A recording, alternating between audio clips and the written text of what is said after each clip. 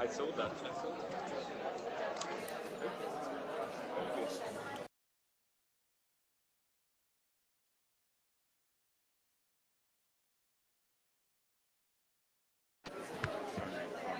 Good morning. Ladies and gentlemen, please, we would like to start.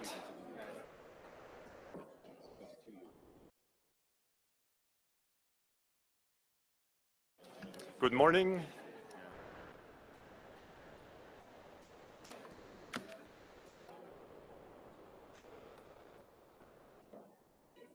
Okay, let's start.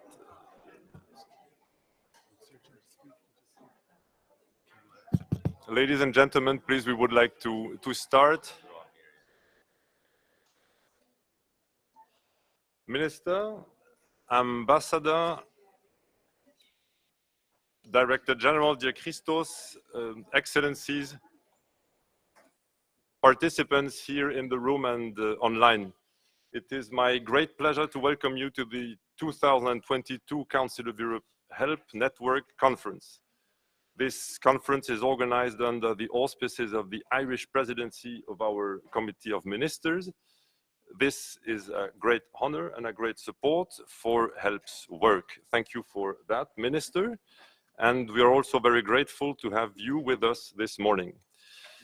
Before giving you the floor and to the other honorable speakers which will address this assembly with their opening speeches and keynote speech, I would like to briefly refer to two recent recommendations from our Committee of Ministers to Member States, because they too are very encouraging for the work we are doing.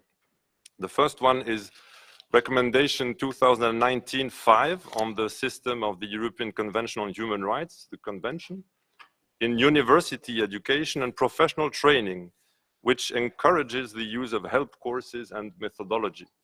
The second one from last September is Recommendation in 2021-4 on the publication and dissemination of the Convention, the case law of the court and other relevant texts, which stresses the importance of strengthening the Council of Europe support for member states in the implementation of the Convention at national level, including through cooperation projects such as the HELP program. And it adds that, and I quote, member states should promote and facilitate effective access to the resources made available by the Council of Europe, including through the HELP program.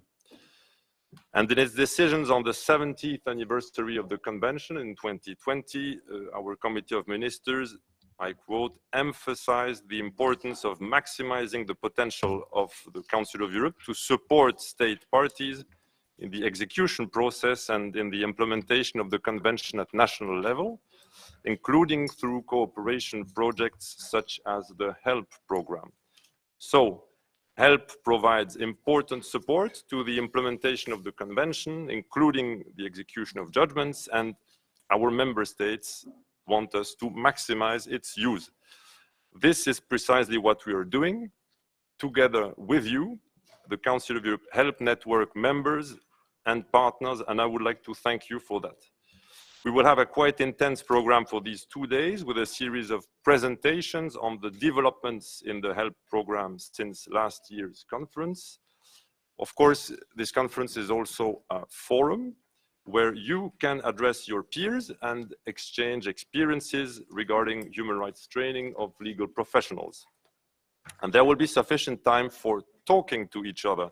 So please make full use of the breaks, but come back on time for the presentations, of course.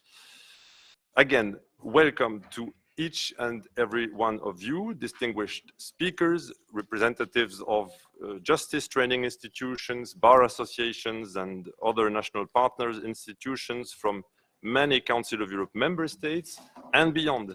And I would like to underline this as we are welcoming delegations from the South Mediterranean, Morocco, Tunisia, Jordan, Algeria, Libya, Lebanon, from Kosovo, and from Central Asian countries, Kazakhstan, Kyrgyzstan, Uzbekistan, Tajikistan, Turkmenistan. And by the way, this is the reason why you will find an interpretation in Russian language, which is provided for in the context of the Help in Central Asia project. Welcome also to our international partners from the European Commission and the EU Agency for Fundamental Rights, the European Judicial Training Network, the Council of Bars and Law Societies of Europe, the Office of the United Nations High Commissioner for Human Rights, to name but a few. Without further ado, I would now like to give the floor to the Irish Minister of State for European Affairs, Mr. Thomas Byrne. Minister, thanks again for being here. You have the floor. Thank you very much, Ambassador, Director General, Judge, members and partners of the Council of the Help Network. On behalf of Ireland's presidency of the Council of Ministers, Committee of Ministers, I'm delighted and honoured to open the 2022 Help Network Conference. And I want to wish you all, as we say in Ireland, a Céad Míle Fáilte, 100,000 bienvenue, 100,000 welcomes to sunny Strasbourg. As a lawyer by background myself, it's a particular pleasure for me to be here with you today as you gather to discuss and assess how best to enhance European human rights law training. Professor Thomas Groom once wrote that one mark of a great educator is the ability to lead students out to new places where even the educator has never been. And to this day, I remain deeply grateful to the educators I had the benefit of learning from, educators who provided me with invaluable legal training and skills. Without the benefit of that education, I know that I would not find myself here before you today. Education, of course, is an ongoing experience, and the work of the HELP programme is vital in ensuring that the application of European human rights standards are a feature in the daily life of legal professionals. As some of you may know, of course, US President Joe Biden has a fondness for quoting Irish poets, not because he's proud of his Irish heritage, of course he is, but because, as he says, Irish poets, they are the best. And I'm not going to contradict President Biden. So one of his favourite writers, Seamus Heaney, the Irish poet, was a frequent visitor here to Strasbourg. And he was a deep believer, actually, in everything that Strasbourg stands for. In 1985, Amnesty International asked him to mark International Human Rights Day with a poem. By way of background, Amnesty shared reports about the injustices endured by prisoners of conscience the world over. As modest as he was brilliant, of course, Heaney initially refused. As he said, all I could do at first was quail before that evidence. No cry I could have made in verse could have matched what was crying out in the dossiers. But he was persuaded otherwise, and he completed the commission. The result was From the Republic of Conscience, a poem that ever since has lent its title to Amnesty's highest honour. It imagines the Republic of Conscience as a place of silence and solitude, of self-awareness and examination. A frugal, radically democratic polity that inspires in its visitors a commitment to bear witness, and that, on leaving its shores, honours them as dual citizens and emissaries of a republic whose embassies, Heaney writes, are everywhere, but operate independently, and from whose service no ambassador will ever be relieved. At a moment of crisis and conflict on our shared continent, as a minister, as a lawyer, as a citizen, I find myself reflecting on this verse, on what it means to be a republic of conscience, the Republic of Conscience. On the 24th of February, the Russian Federation invaded Ukraine with the express purpose of overthrowing its democratically elected government and destroying its sovereignty. In the 4 months since, the world has witnessed war crimes, unspeakable acts of barbarity, staggering human rights abuses, civilian casualties, destruction of civilian infrastructure, unlawful killings, arbitrary detention, enforced disappearance, torture, ill treatment, conflict-related sexual violations. We have seen the utter brutality of the Russian Federation's latest outrage with its attack against civilians at Kremenchuk. The Kremlin's story really in this conflict is a litany of infamy that recalls the darkest chapters of Europe's 20th century. Today, the bombs still fall on the brave citizens of Ukraine. But the invasion of Ukraine is not just an attack on its people, it's an attack on the values that we cherish: democracy, freedom, sovereignty. Tomorrow, the Czech presidency of the European Union begins.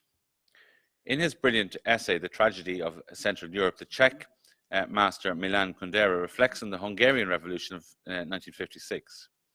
As the bombs prepared to bombard Budapest, he recalls, the director of the Hungarian news agency sent a telex to the entire world. It ended with these words: "We are going to die for Hungary and for Europe." Today, Ukrainians are fighting for their own freedoms and sovereignty, but they're fighting too for our values. Values first codified on this continent by the Council of Europe and protected today still by the Council of Europe. During our presidency of the Committee of Ministers, Ireland has no higher priority than in supporting Ukraine and in protecting those values. So I commend all of you for making this the focus of HELP's conference this year. The Council of Europe was established as a bulwark against totalitarianism, an alarm for democratic Europe. In 1949, Pierre-Henri Tejon, one of the principal architects of the convention system, famously said that the proposed European Court was the conscience of which we all have need. He observed how creeping autocracy suppressed freedoms in each sphere of national life. Over time, the inevitable result was the asphyxiation of the national conscience. For that reason, a supranational conscience had to exist somewhere, to sound the alarm to the minds of a nation, to halt progressive corruption. For Tejon, the Convention and the Court were to fulfill this role, acting as the conscience of Europe. So the overarching goal of Ireland's 6-month presidency term is to renew and refocus the conscience of Europe. In London in 1949, Ireland was amongst the 10 original signatories to the statute that created the Council of Europe and the European Convention and the Court of Human Rights. Ireland was the first state to make a declaration under Article 46 of the Convention, by which it recognised the jurisdiction of the European Court of Human Rights. By virtue of its declaration under Article 25, accepting the right of individual petition, ours was the first state in the world to accept a binding international petition mechanism before an international human rights court. So as a founding state, we've set 3 clear complementary priorities for our presidency. First, to reaffirm the Council's founding freedoms, protecting human rights across the continent, above all in areas of conflict. Second, to counter illiberalism and to answer autocracy by doubling down on democracy, promoting in particular youth participation in deliberative democracy. And finally, under the title Fáilte, which is the Irish word with which I welcomed you earlier, it's the Irish word for welcome, we want to foster a Europe of welcome, inclusion and diversity. The Council of Europe was founded in the wake of war on this continent. Now, in the wake of war, again, it's time for our heads of state and government to reconvene. Our summit should recommit to the Council's first principles, above all, the effective functioning of the European Court of Human Rights and the execution of its judgments. Drawing on the work of the Secretary-General's high-level group, chaired by former Irish President Mary Robinson, and the other organs of the Council, we must put in place structures to ensure implementation of the judgments of the Court at a national level, including through the appointment of a special representative on implementation and the further use of available sanctions. Since the foundation of the Council, the Convention, a living instrument, and the Court have evolved into what has been called the most effective system of international protection of human rights in existence. There are many landmarks in that evolution, not least the establishment of a permanent full-time court. But undoubtedly, one of the most far-reaching changes has been the incorporation of the Convention into the national law of member states and the normalisation of it within national law. Incorporation made the Convention and its rights directly enforceable by national judges as a matter of domestic law. This means we now have a community of courts throughout Europe, courts whose activities are coordinated under the guidance of and in dialogue with the European Court here in Strasbourg. We must never forget that the Convention was and is a vital component in bringing peace to the island of Ireland. So, under the Good Friday Agreement, signed almost 25 years ago, the UK government committed to the full incorporation of the European Convention on Human Rights into Northern Ireland law. That commitment was implemented through the Human Rights Act. The Convention and the Court and the Human Rights Act are hardwired into the Good Friday Agreement. And the incorporation of the Convention helped to build confidence and trust in Northern Ireland's political, policing and judicial structures over the last almost quarter century. It has proved to be a vital safeguard, ensuring the protection of human rights in all communities. The UK government has now introduced a Bill of Rights bill, which, if enacted, would repeal and replace the Human Rights Act. The bill, of course, requires serious and detailed consideration now, but I'm conscious of the worry that it has generated by its introduction. Of course, as a co-guarantor of the Good Friday Agreement, the Irish government would be profoundly concerned by any potential diminution of human rights protection in Northern Ireland, including any restriction of the ability to obtain remedies for breaches of the Convention in domestic courts. We have communicated serious concern to the UK government, and we will continue to do so as the bill receives detailed scrutiny. The people of Northern Ireland must be able to have confidence in the protections of the Convention and the Good Friday Agreement as we work in support of lasting peace and a brighter future for the generations now born out of the shadow of conflict. The last 24 years of the peace process have taught us what is possible when we work together, even when that requires challenging compromises, and that we must always keep striving to uphold the promise of peace that the Good Friday Agreement has made possible. Of course, the commitment to the rights and freedoms enshrined in the Convention is also fundamental to the UK's Trade and Cooperation Agreement with the European Union.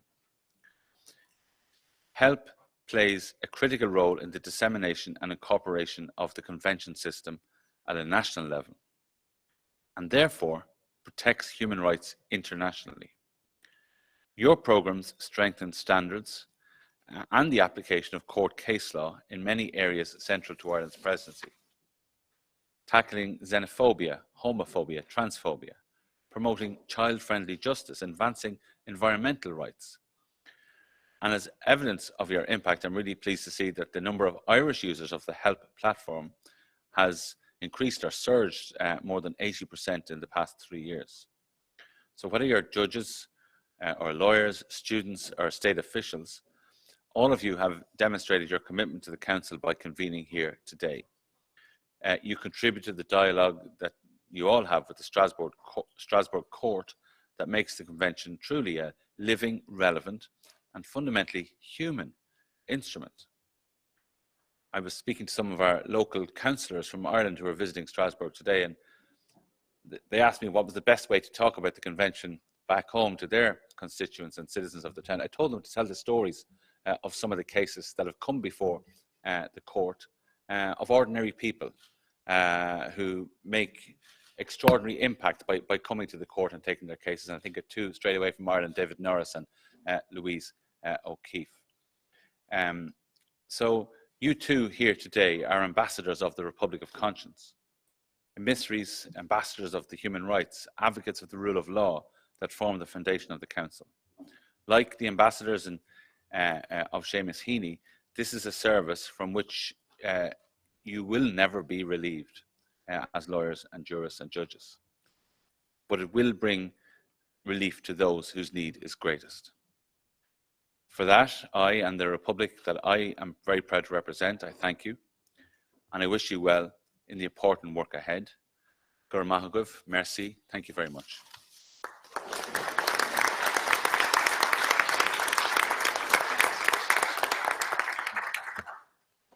Thank you very much, Minister, for this opening speech and for your important words reminding us of the importance of the application of European human rights standards as part of every judge's daily work.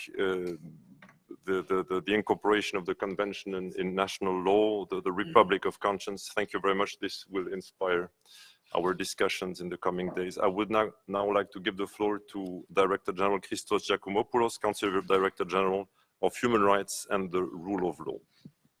Thank you very much, Frederick. What an inspiring speech, Mr. Minister. It was really wonderful to listen to you. Dear Minister, dear Ambassador, dear McLennan, Honourable Judge, dear team, dear members and partners of the Council of Europe HELP Network, colleagues and participants. I'm extremely pleased to see this room full of people again and to be able to greet you in person this morning. Of course, I'm also welcoming those who follow the meeting online, but meeting again in this familiar format in this room is a very enjoyable experience compared to what we have experienced in the last 2 years when strict COVID restrictions were in place. Sadly, this was only one of the crises that we had to face. We have another crisis in Europe, a crisis of a different nature caused by the aggression of the Russian Federation against Ukraine, that has been lasting for more than 4 months now. And it is causing an immense suffering, as the minister recalled so eloquently, by the way, and with repercussions on all our continent and probably beyond. Our organization, the Council of Europe, reacted strongly to this new reality, took difficult but necessary decisions. And also at the level of our cooperation programs, our activities, cooperation activities, we are providing all the immediate support to our member state, Ukraine, in the framework, of course, of our mandate. And this includes help. You will hear more about this in the specific session on Ukraine today. Also, more broadly now, on the other challenges that our continent is facing, which are not to underestimate. The rule of law, notably judicial independence, and human rights, including civil and political rights, but also social rights, continue to be under strain in the present circumstances and in a number of our member states. And to face these and other societal challenges, our organization and its 46 member states can rely, I would say, have the force of the European Convention of Human Rights and of the other conventions of the Council of Europe, and may rely on the capacities of dialogue and cooperation programs which we jointly implement with all our member states and beyond in our neighborhood. I would say that our HELP program is the proof of this. The HELP program started in 2004, 18 years ago, which is more or less the age of majority in all our member states. And in the course of these years, HELP has achieved a lot. Eva Pastrana, the head of our Justice and Human Rights Training Division, will, of course, brief you about this later. I think that in the last decade, we had 2 very important accelerating factors. The first and most relevant has been the support that we have received from the European Union, and I take the opportunity to thank the European Union for their support. Almost all HELP courses developed cover actually not only Council of Europe standards and the Council of Europe legal framework, but also the EU legal framework, including case law of the European Court of Human Rights and the European and the Court of Justice of the European Union. And the European Union continues to be our most important financial and institutional partner. And I would like to warmly thank you. Another accelerating factor is digitalization. Our world, not only the virtual one, but actually the real world in which we live, become increasingly digital.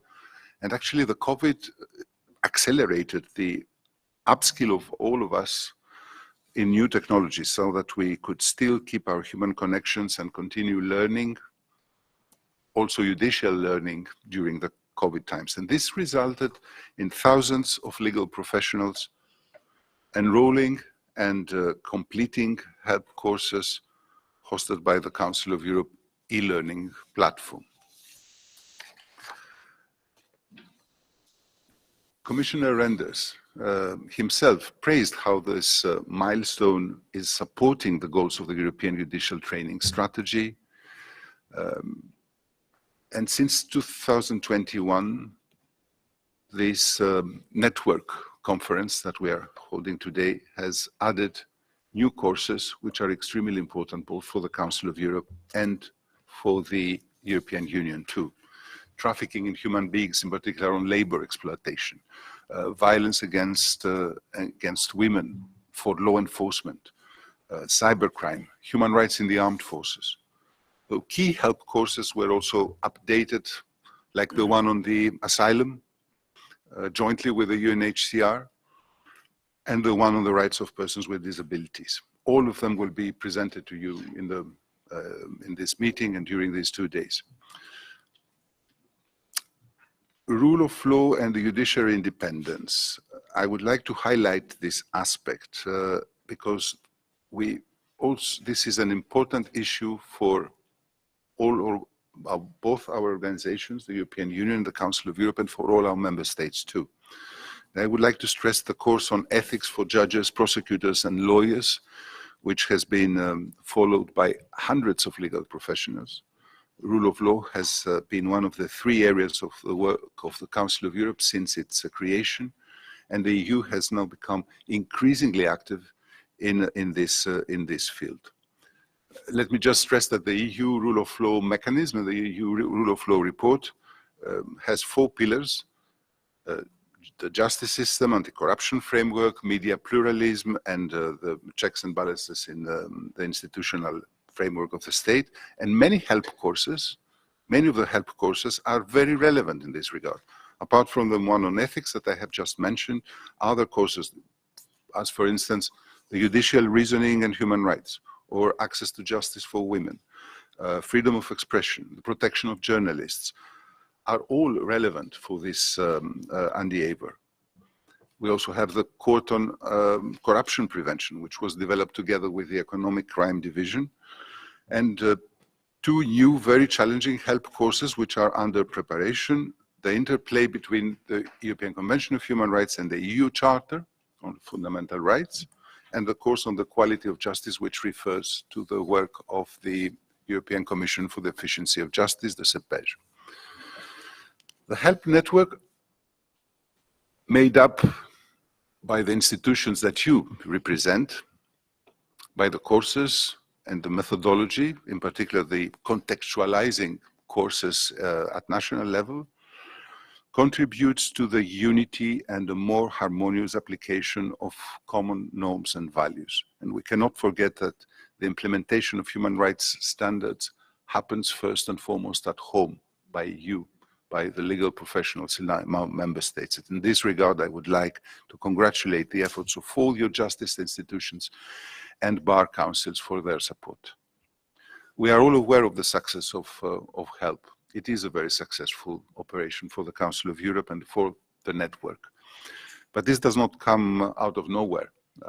It requires a team, our HELP team, which is exposed to a very heavy workload.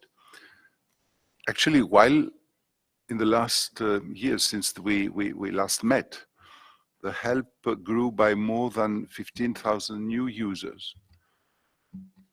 The team has shrunk because previous HELP projects are in such areas as migration, environment, business and human rights, radicalization prevention have ended and they have not been renewed. I would like to thank Eva and her team for their extremely dedicated work. But I would also like to ask you to be the ambassadors of HELP in your countries. You are already the HELP focal points and info points. Please become also the ambassadors of HELP. Your community is HELP's real strength.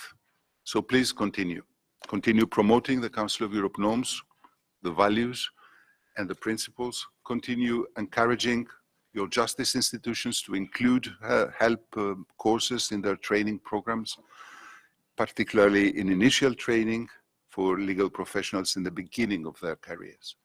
And continue encouraging also universities, in particular law faculties, with which you all have links to use the HELP courses. Personally, I'm quite deeply convinced that HELP courses are a very good thing. They are of the highest quality. They are prepared by the best experts that we have. They are adapted to the national context, and they are also free. So it's a quite interesting tool.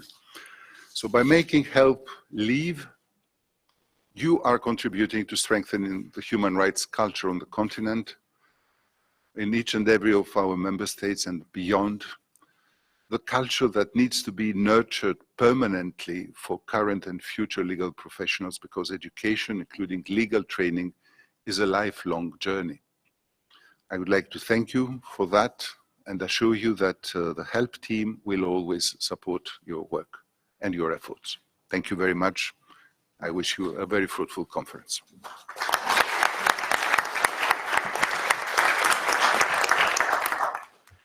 Thank you very much, Christos. I would now like to give the floor to Ambassador Kuneva, the head of the European Union delegation to the Council of Europe.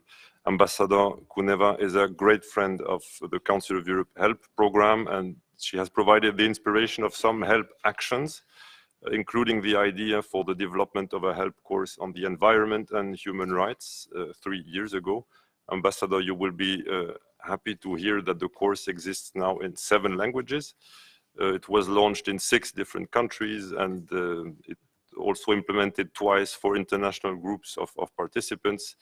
It's currently being followed by more than 1,700 users of the HELP platform as a self-learning course. So thanks for your inspiration. Ambassador, the floor is yours. Thank you very much, Frederick, Honorable Minister, Judge, Director General Christos, dear Eva, and dear participants.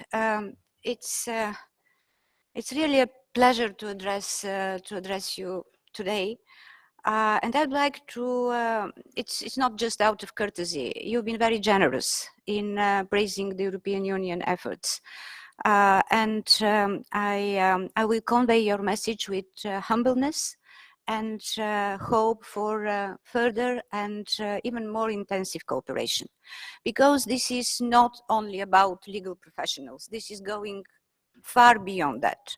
And you are absolutely right, Christos, saying that you are ambassadors.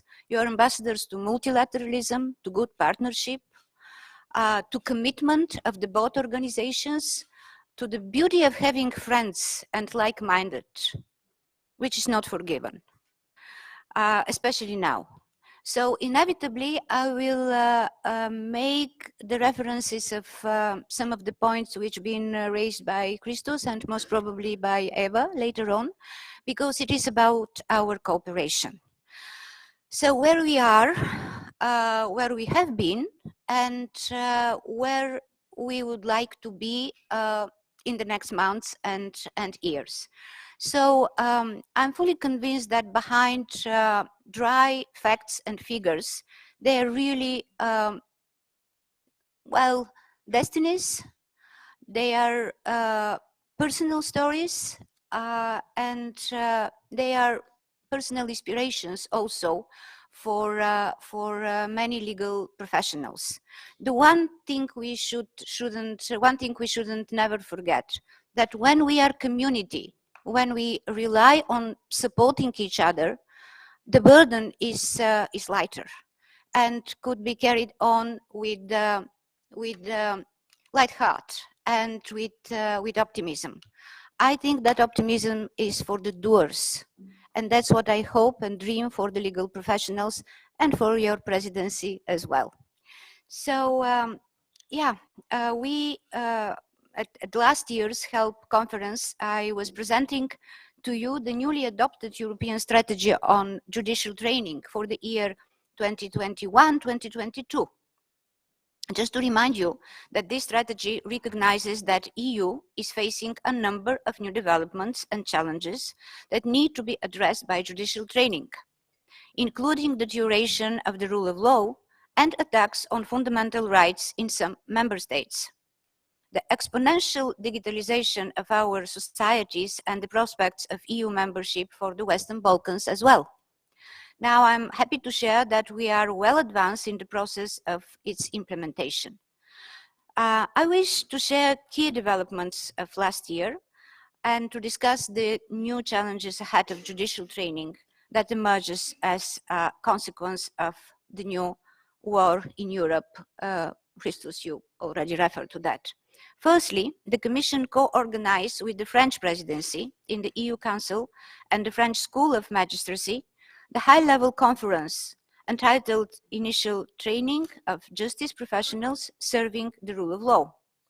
It took place in Bordeaux with more than 150 participants present both in person and online. It was in February this year. This conference analyzed the links between the initial training of justice professionals, in particular magistrates and lawyers, and the respect for the rule of law within the European Union. It focused a lot on the training on human rights and fundamental rights. The conference enabled discussions and concluded on how to boost the European aspects of the initial training for justice professionals, thereby contributing to the quantitative and qualitative priorities of the European judicial training strategy. And I'm very thankful for the active participation of Eva Pastrana, bringing in the Council of Europe perspective to the works of the conference. Well, I invite you all to study the conference report that also includes the list of very concrete actions for judicial training providers. I do hope that HELP program and its courses are and will be applied at the initial training of justice professionals, not only attracting the acting professionals. I would be happy to hear at this meeting if and how this specific and crucial audience is approached by HELP. Overall, greater commitment is required of all concerned to address justice professionals with the human and fundamental right training at the very beginning of their careers. The call for such commitment should come both from the European Union and the Council of Europe. Secondly, the Commission published the 2021 Annual European Judicial Training Report. The report clearly shows that the COVID pandemic has had an impact not only on the lives of individuals, businesses, and national justice systems, but it's also challenged the training institutions. Training activities had to be cancelled, postponed, or quickly transferred into quality online training activities. Nevertheless, the total number of justice professionals in EU law judicial training marks a new record. More than 320,000 justice professionals received training on EU law. It's really impressive. It also due to the shift to the online format, including the sharp increase in online training for lawyers, especially in some countries like Italy, that embraces the skyrocketing use of the HELP program of the Council of Europe. Further, last year, we continue observing flourishing partnering of the European Commission with the Council of Europe in the area of judicial training. I wish to congratulate you for the recently concluded HELP in EU second project that supported over 1,700 legal professionals from 23 EU member states in tutored courses and 7,500 users from all EU member states completing self-learning HELP courses. Another HELP project on radicalization prevention, justice response to terrorism, and international cooperation on criminal matters ended in May 2022. I welcome continuity of the HELP in the EU project. Indeed, HELP in the EU 3 started on 1st of March 2022 to be implemented until August 2024. I have also noted with satisfaction that the Council of Europe submitted yet another project under 2022 call for proposals under the EU Justice Programme. This is the proposal of the project on judicial training on rule of law and fundamental rights. This proposal is currently under evaluation. All these elements constitute a crucial contribution of the Council of Europe HELP programme to the implementation of the EU justice training strategy. We are happy to continue to support financially the HELP programme of the Council of Europe with a co-financing level of 90%. We know that financial support for the Justice Program is an essential assistance to the continued development of the health program, and I cannot imagine better investment in our future. The financial support can and should be used to further innovate in the methodology used and interactivity of those courses, and I'm sure that you will go ahead with a great success. So I'd like to move now to the second point. European judicial training focuses on EU justice professionals. However, over the years, cooperation has been extended to the candidate countries and potential candidates for EU membership and to other countries that had expressed an interest in familiarizing themselves with the European Union's judicial culture in order to improve the functioning of their justice systems. We keep providing support to the judicial training in the Western Balkans on their way to the European Union membership. More intense attention must be directed to the European Union Eastern Partnership countries. I'm looking forward to the discussions of this morning on the Council of Europe's support to Ukraine. The European Union has intensified its actions to immediately deliver training that is required to face the challenges posed by the Russian aggression of Ukraine in the last 4 months. The Commission works closely with both judicial training providers in Ukraine, as well as all involved actors and donors, and this is another great area of supporting each other. 3 key topics of training needed now have been identified. These are crimes of genocide and war crimes, including sexual crimes, investigation techniques of genocide and war crimes, including forensics, evidence gathering, e-evidence, and assets freezing and seizing. Training events are already delivered. Many are in the course of preparation. There is also the long-term perspective.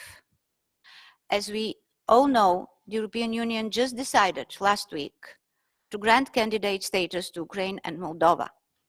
The process of approximation with the EU will require in-depth reforms in the judicial systems in these 2 candidates. Judicial training always is and will be, in this case, a crucial element of these reforms. Yet, this is another area where close collaboration of the European Union and the Council of Europe in the area of judicial training will be not only an asset, but a must to the best merge of our expertise and resources. I would like tremendously to thank your team, to the team of Council of Europe. I really highly appreciate and value your presence, Minister. This is a commitment which is very well noticed. I keep repeating almost that all help conferences I'm invited to, that we are dealing with individuals, and this is a great inspiration for all of us. This is the great added value of the Council of Europe. This is so precious. We had, as EU delegation, we had several generations of human rights celebrating each decade, and you are absolutely right. It is about individuals, this is about changing lives. And this is the power of the legal professions. You can restore justice. And being helped in that is really one of the highest achievements of the Council of Europe. So how I could end this my introduction without the help of an Irish poet? I think that one of the pillars of the Republic of Conscience is definitely rule of law. It's not very poetic, but it's a must. And if you'd like this construction to endure, we definitely need that pillar. I had in mind something which is, well, maybe more romantic than Republic of Conscience. It's from Keats. It was pinpoint behind me, behind my desk, all the time when I negotiated Bulgarian accession to EU. It was very inspiring, but I will quote only the last two two lines from the poem. It's about dreams, and it's about a road. It's about path. So I imagine that a lot of Europeans could subscribe after that.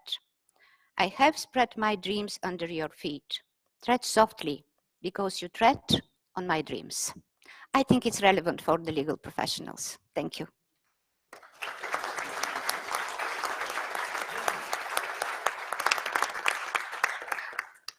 Thank you very much, Ambassador, for your words and again for your continuous support and engagement with us.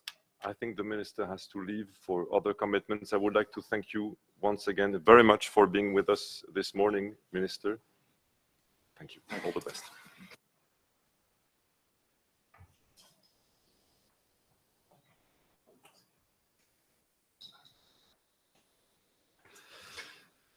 It is 10:22, we are on time, and it is the time for the keynote speech. It is a help tradition to have judges of the European Court of Human Rights as keynote speakers, and as you have seen, we are faithful to this tradition, since the keynote speech today will be delivered by Judge Tim Eike, the judge of the European Court of Human Rights in respect of the United Kingdom. Thank you very much, Judge Eike, for having accepted our invitation. You have the floor. Thank you very much, Frederick. Dear Ambassador Kuneva, dear Director General, dear colleagues, dear friends, both here in person and afar attending via Kudo. Thank you very much to the organizers for asking me to address this year's annual Help Network conference. It's a great honor and a pleasure for me to be with you, and President Spano regrets that he cannot be here himself and asked me to convey his apologies. I would also like to thank the Irish presidency, under whose auspices this conference takes place today and tomorrow, as well as the dynamic help team within the Council of Europe. Thank you very much. To paraphrase what the President of the Court said at the solemn hearing last Friday, this year's conference takes place at a transformative moment in our European history, a moment when the relative peace and security which we have taken for granted on our continent has been shattered by Russia's war in Ukraine. In these circumstances, the importance of the structural integrity of the Convention, one of the greatest peace projects in human history, as well as other instruments safeguarding fundamental human rights, takes on a renewed significance. After all, as the preamble of the Statute of the Council of Europe highlights, the protection of fundamental rights and the rule of law are the principles which form the very basis of all genuine democracy, something which we are all charged to safeguard. And I'm grateful to have been given an opportunity to reflect afresh on this in my preparations for today. I would also like to note that as a judge who, before my election to the court, was a senior legal practitioner in my home jurisdiction, I'm particularly delighted to be addressing judges and legal practitioners and some of the associations so committed to supporting them. As I hope my comments today will highlight, I'm reminded every day in my current role to what degree our work and our effectiveness as a court relies on your tireless efforts and cooperation. The court as an institution has also, of course, separately to the dialogue with national courts, recognized the importance of lawyers through its regular contacts with the CCBE and since last October, its biannual meetings with the national bar associations. It is only right to say, ultimately, we're in this together. And I say that because as practitioners and judges, you are a part of an interconnected, non-hierarchical structure of human rights courts. That is the convention system. When considering the relationship between the Strasbourg Court and the national courts, it is important to remember that the European Court does not occupy a superior position to the courts of the member states. Instead, we're in partnership, sharing responsibility for the effective implementation of the convention. Neither the court's mandate nor the rights guaranteed by the convention are the prerogative of the Strasbourg Court. But as noted in the Convention preamble, they are an expression of the shared pan-European heritage of all Council of Europe members. Therefore, although the Strasbourg Court plays an undeniably critical role in this paradigm, the practical extent of its intervention ought to be that of a safety net, operating as a check on the effective implementation of the Convention, an implementation which occurs chiefly in the national courts, who have the primary responsibility in securing the rights and freedoms set out therein.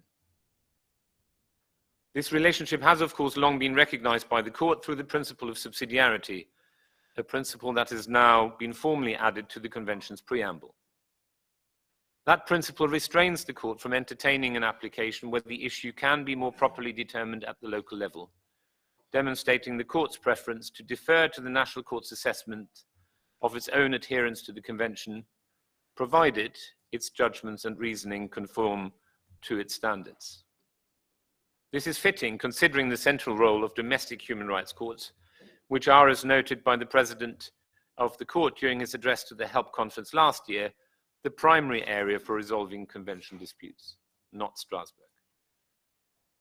In this context, the Court also recognizes a variable margin of appreciation towards the judgments of the national courts, reassuring member states that judicial decisions impacting their national constitutional identity are primarily decided at home and not by a distant court. In the 2018 case of Ndidi against the United Kingdom, in applying the principle of subsidiarity, the court found no violation, reaffirming that where independent and impartial domestic courts have carefully examined the facts, applying the relevant human rights standards consistently with the Convention and its case law, and adequately balancing the applicant's personal interests against the more general public interest in the case, it is not for the court to substitute its own assessment of the merits, including in particular its own assessment of the factual basis of proportionality, for that of the competent national authorities. The only exception to this is where there are shown to be strong reasons for the court to do so. Despite this formal sounding articulation by the court, the principle of subsidiarity and the margin of appreciation as its corollary is not a formal division, but an aspect of the dialogue between courts sitting in streamline. Apart from matters of principle underlying subsidiarity, the highly pragmatic truth is that the court depends on it. Without the benefit of quality domestic judgments and the legal professionals who make them possible, the court's effectiveness would be greatly reduced. And there are three reasons for this, essentially. The first is that the principle of subsidiarity acknowledges the reality that in a multilateral enterprise, national authorities have direct democratic legitimization and are better equipped than the Strasbourg Court to evaluate the local needs and conditions as they relate to the Convention standards. Secondly, the court depends on the work of good lawyers and national judges in order to effectively and efficiently adjudicate the cases that come before us. After all, good lawyers frame the case before the courts, drawing out aspects which require close examination, collating the required evidence, and communicating key facts. Particularly in an adversarial system, and because the court is without its own dedicated fact-finding body, we would simply be blind without the work of professional lawyers. National lawyers are likewise indispensable to the court, again for the communication of factual findings, but also in providing quality, comprehensive, and well-reasoned judgments which enable us to determine essential questions such as whether there has been exhaustion of remedies and whether the court's case law and standards were properly applied. But of course, not only that. The dialogue with the national judges is also essential as a corrective and in order to enable the convention development, the convention protection to develop and adapt as a living instrument. HELP provides excellent programming in this area, including essential training on how to draft quality judgments which comply with Council of Europe standards. This tool enhances the dialogue between Strasbourg and the national human rights courts and practitioners, which ultimately ensures decisions being taken quicker and closer to home and victim, and also reduces the burden on the Strasbourg court. Thirdly, I will only mention that the court moves at an incredible pace, producing a massive amount of case law, a pace that is only possible due to its adapted, highly efficient processes identified in its new priority policy, A Court That Matters. and due to the diligent and detailed work of the domestic courts and of all of you. In 2021 alone, the court decided some 36,092 applications in 3,131 judgments. By comparison, in 2020, the US Supreme Court heard argument in 73 cases in the same year and disposed of 53 signed opinions. Now, in view of this workload, even if it were in principle possible for the court to take the role as a human rights court of first instance, it's in practice virtually impossible and would result in delay and denial of access to justice for many applicants, and we heard the ambassador speak about that a minute ago. The right to meaningful access to justice thus depends on you, the national courts and legal practitioners. In light of that rapid output of cases, I've picked out a few selected cases from last year to highlight for you today with the aim of giving a small update on what the court has been up to. The case of Wawrzycka and others against the Czech Republic is a prime example of the court's new flexible prioritization strategy in action, which allows the court to categorize cases for prompt adjudication based on characteristics such as urgency, novelty, and interest. This case arose from applications filed well before the COVID pandemic, challenging a statutory child vaccination duty introduced in Czech law. The Grand Chamber of the Court heard and determined this case at an early stage of the COVID pandemic and found no violation in the mandate or the National Court's assessment of it, as the statute pursued a legitimate aim in the interest of public safety and economic well-being and the prevention of disorder. In doing so, however, the court, I think in a timely manner, identified important principles to be applied when considering the imposition of a vaccine mandate, including, and I quote, the value of social solidarity, the purpose of the duty being to protect the health of all members of society, particularly those who are especially vulnerable with respect to certain diseases, and on whose behalf the remainder of the population is asked to assume a minimum risk in the form of vaccination, end quote. I should also mention the landmark judgments in Big Brother Watch and others against the United Kingdom and Centrum för Rättvisa against Sweden concerning the bulk interception of cross-border communications and safeguards against abuse. While the court concluded that bulk data interception regimes were in principle permissible under the Convention, it set out the fundamental end-to-end safeguards required of these regimes under the Convention. In its judgments, the court paid a great deal of attention to the work and specific findings of the national authorities and the domestic courts, both of the states concerned and beyond, as well as, of course, the Court of Justice of the European Union. An example of the dialogue I referred to enable us to understand and balance the competing concerns at play. Last but not least, I should also mention the recent Grand Chamber judgment Grezda against Poland, in which the court considered the most fundamental aspects of the rule of law, namely the independence of the judiciary, and more specifically, the conditions of appointment of judges.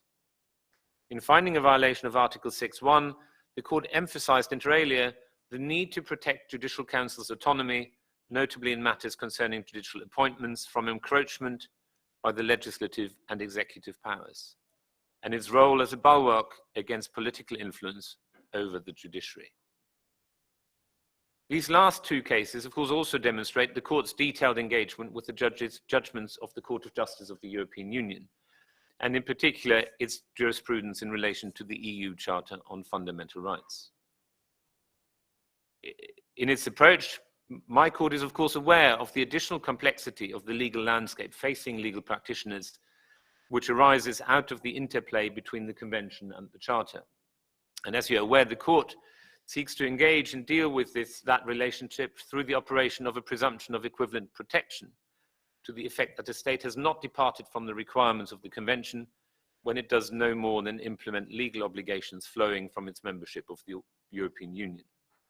However, any such presumption can be rebutted if, in the circumstances of a particular case, it is considered that the protection of Convention rights was manifestly deficient. Likewise, of course, the Convention's integral role in the EU Charter of Fundamental Rights is enshrined in its conformity clause in Article 52.3 of the Charter, which provides that, so far as this Charter contains rights which correspond to rights guaranteed by the Convention for the protection of human rights and fundamental freedoms, the meaning and scope of those rights shall be the same as those laid down by the said convention.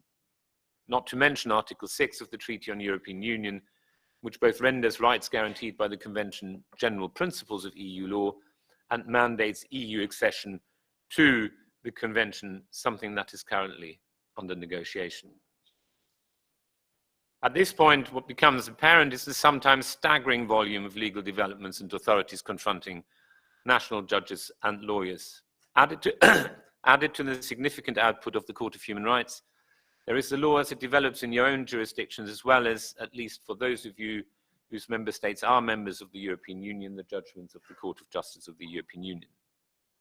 To be perfectly honest, I sometimes have difficulty staying on top of the case law just coming from my court, and remember, as a practitioner, how much more difficult it is in your shoes to keep up with all those separate but interconnected developments. That is, of course, where the help programs provide excellent assistance by inter alia synthesizing case law and facilitating free, accessible training, making it possible to stay abreast in this fast-paced and at times diffuse international landscape. With regards to the Court of Justice of the European Union and EU law, the help in the EU program provides programming which on a thematic basis provides practitioners with the tools to navigate and comparatively assess the protections across different instruments and to clarify the requirements of the overlapping regimes. In this context, I would also like to highlight the close cooperation which the court, and in particular its registry lawyers, have with the help team and its work.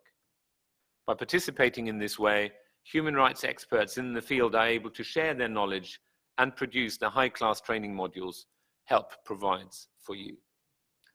Through the cooperative exchanges of expertise of HELP's programming and through other valuable platforms, such as the Court's Superior Court Network and its own robust knowledge-sharing efforts, we strive to strengthen the community of European human rights judges and practitioners on whom we rely to interpret and apply the Convention standards at the national level, which hopefully makes this task a little easier. This brings me to my final point. With all that is asked of human rights lawyers and judges, their ability to operate independently, unburdened by harassment, is fundamental to maintaining the respect for the rule of law and fundamental rights, which is a core of any democracy. Although there has, of course, been extensive literature on the rule of law, I consistently return to Lord Bingham's definition in his influential work, The Rule of Law, in which he summarizes the concept as, I quote, "All persons and authorities within a state, whether public or private, should be bound by and entitled to the benefit of laws publicly and prospectively promulgated and publicly administered in the courts," close quote. Lord Bingham outlined 8 fundamental principles of the rule of law, one of which requires that in order to establish a rule of law, the law must also protect human rights.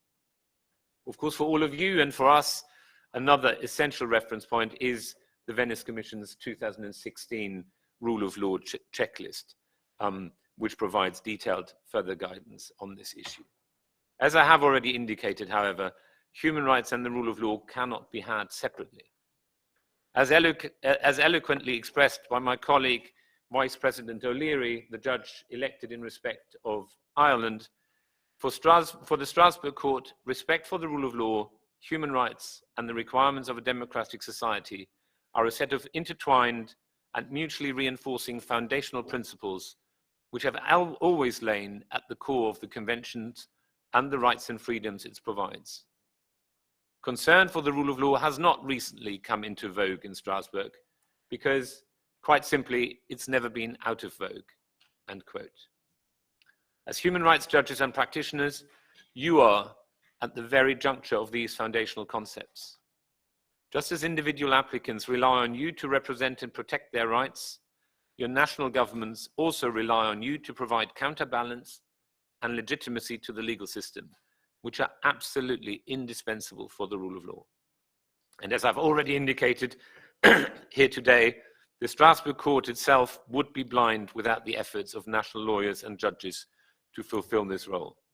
As some of our recent case law has highlighted again, the independence of the judiciary and the legal profession is therefore critical to maintaining the rule of law and protecting human rights. However, judges and lawyers continue to face pressure, harassment, and worse while carrying out their professional duties. In response, the court has continued to strive to defend the independent judiciary in its judgments, understanding there is a paramount need to protect it as a critical bulwark against abuses of power.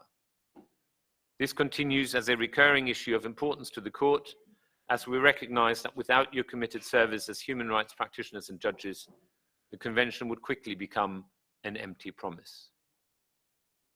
Let me close by reiterating that the future of the Convention depends on its implementation in the domestic jurisdictions, and your efforts as judges and lawyers are critical in accomplishing that. Good faith cooperation and dialogue through the help network and other channels provides critical opportunities that remind us that though we perhaps operate at different levels, we are all human rights lawyers and judges with the shared aim of ensuring observance of the Convention rights and protecting the rule of law. I would like to conclude by again thanking HELP for inviting me to speak today and to congratulate them on the exponential growth of the HELP network. A rapid and sustained expansion of this network both demonstrates the quality of the materials produced by your team, as well as our continued need for them. Thank you very much.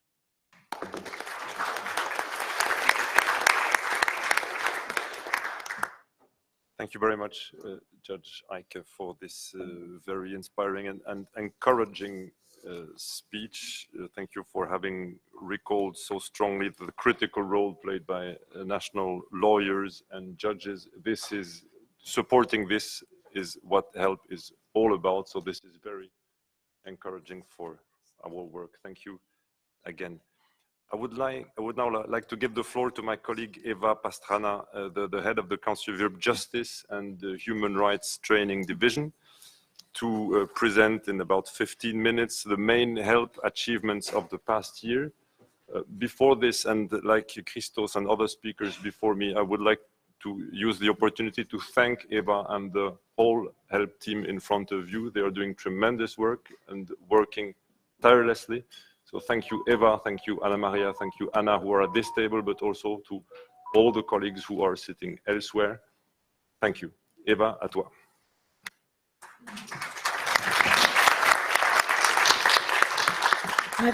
Merci Fred. Et bienvenue ici à Strasbourg, en ligne ou en personne. Je vais passer à l'anglais. And over the course of the next minutes, I'm going to show you the impact that the HELP program is making on the implementation on human rights standards, European human rights standards, but we need to also realize the universality of human rights. And that's why we are also pleased to have friends and partners here from South Mediterranean and Central Asia. So I'm gonna walk you a bit through this impact at the different elements of HELP, the network, the courses, the methodology, and I hope this is interesting for you.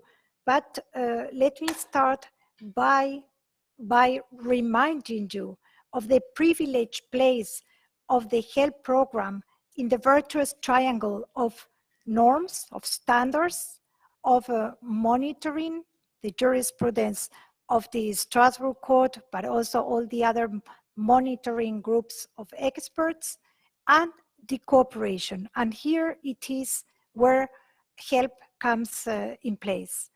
A brief reminder again of HELP's goal is to support you, to support legal professionals to apply the human rights standards, and we do it mainly by training. It has been already mentioned on several occasions this morning, this merging of the Council of Europe and the EU dimension that is essential for not just EU member states of the Council of Europe, but all those in the road to accession or even with trade and other kind of agreements with the EU, including from South Mediterranean or elsewhere. So the network, this is what we have achieved together. This is the work of your institutions, of your teams, of our colleagues, and of course the again, privileged position of the European Union, our most important partner, and some of these agencies. The Fundamental Rights Agency, which accompanies the development of every help course where they find they have contributions to make. EJTN, the European Judicial Training Network, we welcome here its Secretary General and the convener of the Human Rights Sub-Working Group. So thanks, Claudia and Marcus, for being with us. Dankeschön. And this is a picture of the latest General Assembly of the EJTN, where we are always cordially invited, and we are really thankful for this opportunity of being together. Then the CCBE, some of its members are with us today, and some are following us online, and the UNHCR, without whom the migration-related courses will not be as much requested as they are. And we continue this cooperation, as we'll see later. The courses and the methodology, I'm gonna go quite quickly on it. This is the impact. So we continue growing. You see that since last time, we grew by 15,000 users. We did some cleaning. So actually the growth was larger, but we did some cleaning, and anybody who was not connected for the last 2 years was deleted, okay? Because we had to have virtual space to accommodate this growth, and we decided to focus on even higher quality of our network. And now let me make a correlation that we do between the states that have pending cases, pending applications in front of the European Court of Human Rights, and then the top ranking of the users of help. And this is this kind of Eurovision moment that you all are waiting for, where you see whether your country is there. We keep on increasing the number of lines, because we had only 10 like a few years ago. Then we had to go 15.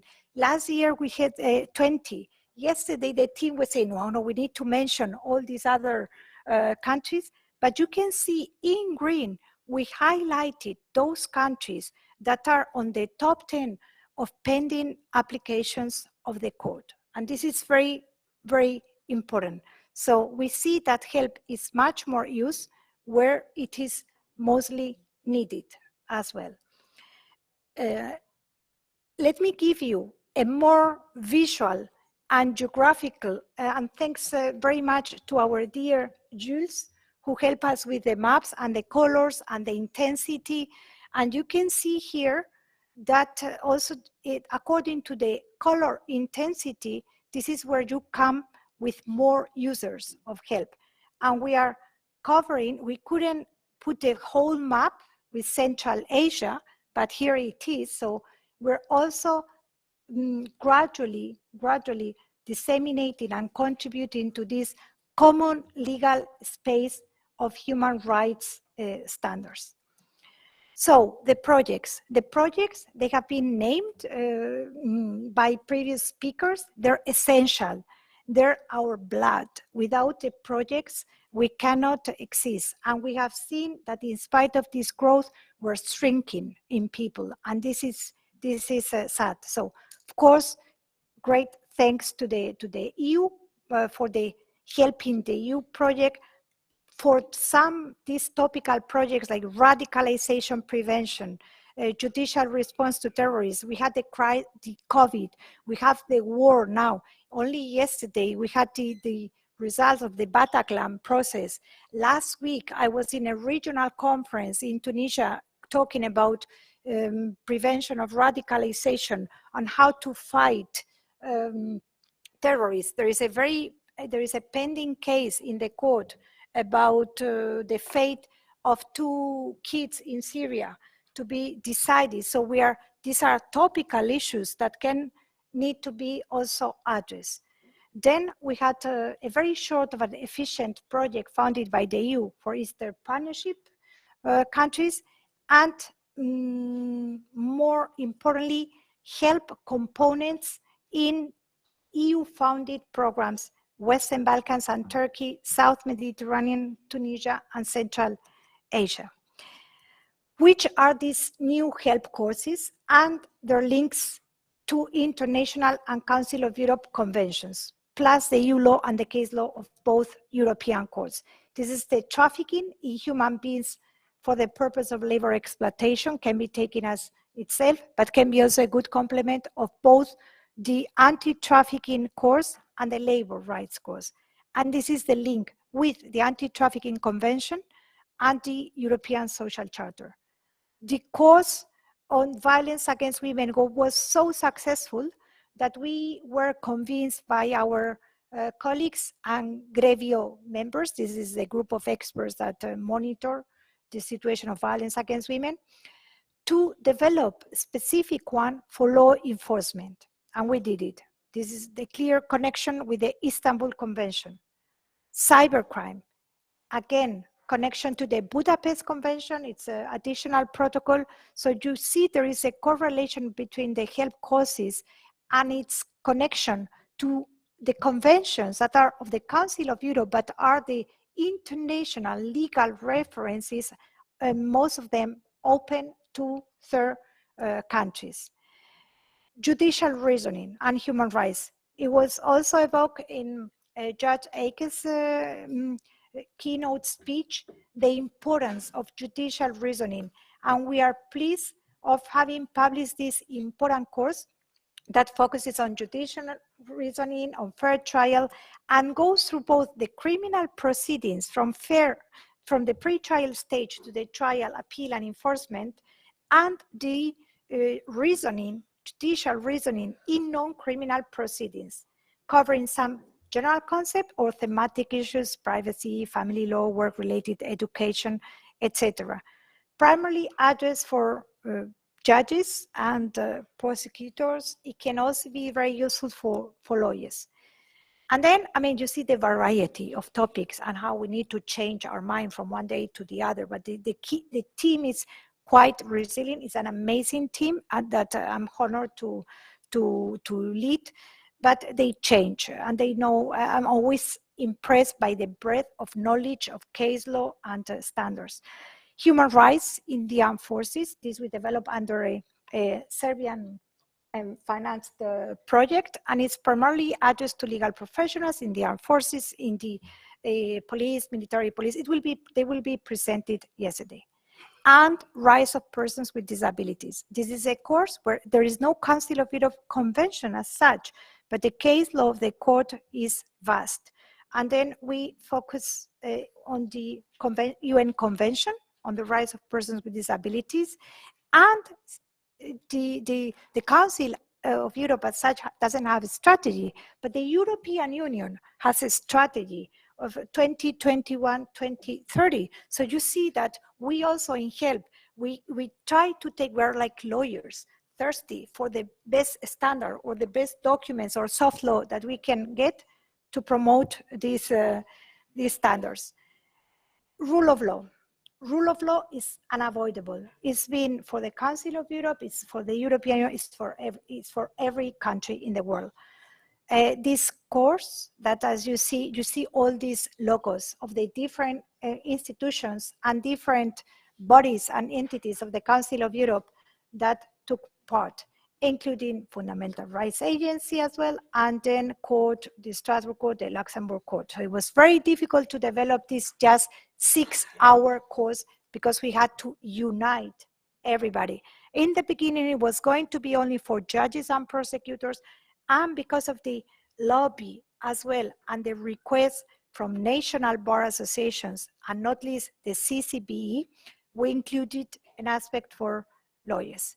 These are the courses that were also mentioned by Christos, procedural safeguards, women's access to justice, protection and safety of journalists, unfortunately relevant again in Europe, freedom of expression, and together with the Economic Crime Cooperation Division, we developed this course on corruption prevention. Okay, it's not prosecution of corruption, okay, but this is a start. This is corruption prevention, because the Economic Crime Cooperation Division wanted to have also a broader audience.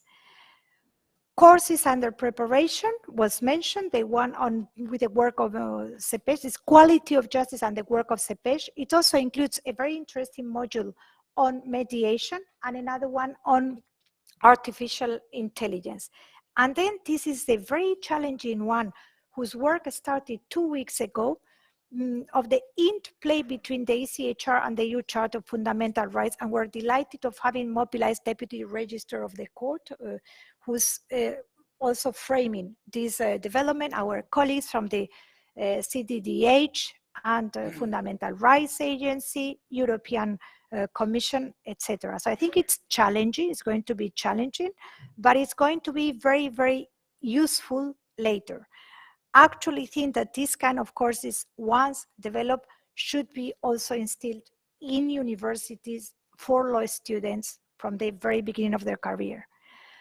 We're updating courses like prohibition of ill treatment, where we're adding a new module on ill treatment in the context of conflict, child-friendly justice, and trafficking in human beings. Trafficking in human beings, we're starting in September. We also ask our partners to join from EJTN, CCBE. And then these courses that I mentioned. It's not just about the success and good story, but I want to be also very realistic, and I would like to ask you for your engagement. These courses that have ended with this project, but they continue having a life and they're very relevant. Radicalization prevention, gathering and use of evidence in counter-terrorist cases, or managing foreign national prisoners. There was this course associated, but this will continue under the new projects. International cooperation in criminal matters. Again, it's 2 years, almost 2 years and a half since HELP has not had specific project on migration. And this in spite of the action plan of the Council of Europe on migration. And it's a pity. We're continuing working with them, but when we have specific project, the impetus is higher. Asylum, refugee and migrant children, alternatives to immigration detention. We're even working, next week we start the development of a new module on LGBTI person in the asylum procedure, and probably as of autumn we'll work on developing a module on transition to adulthood and family-based care. There's probably an exception, is the internal displacement course that continues to be well used under dedicated cooperation project for Ukraine. Other courses with or without, with ended projects or without specific projects now at a regional level, but that are essential and very much requested are business and human rights, bioethics, human rights, sports, Medicrime. I go now to the results. Results is we have 40 health model courses, more than 500 health courses, 800 health certified tutors in Europe, South Mediterranean, and Central Asia, 105,000 users of the platform, out of whom 31,000 participated in tutor courses. These are cumulative figures of the last 6 years when we started recording the data.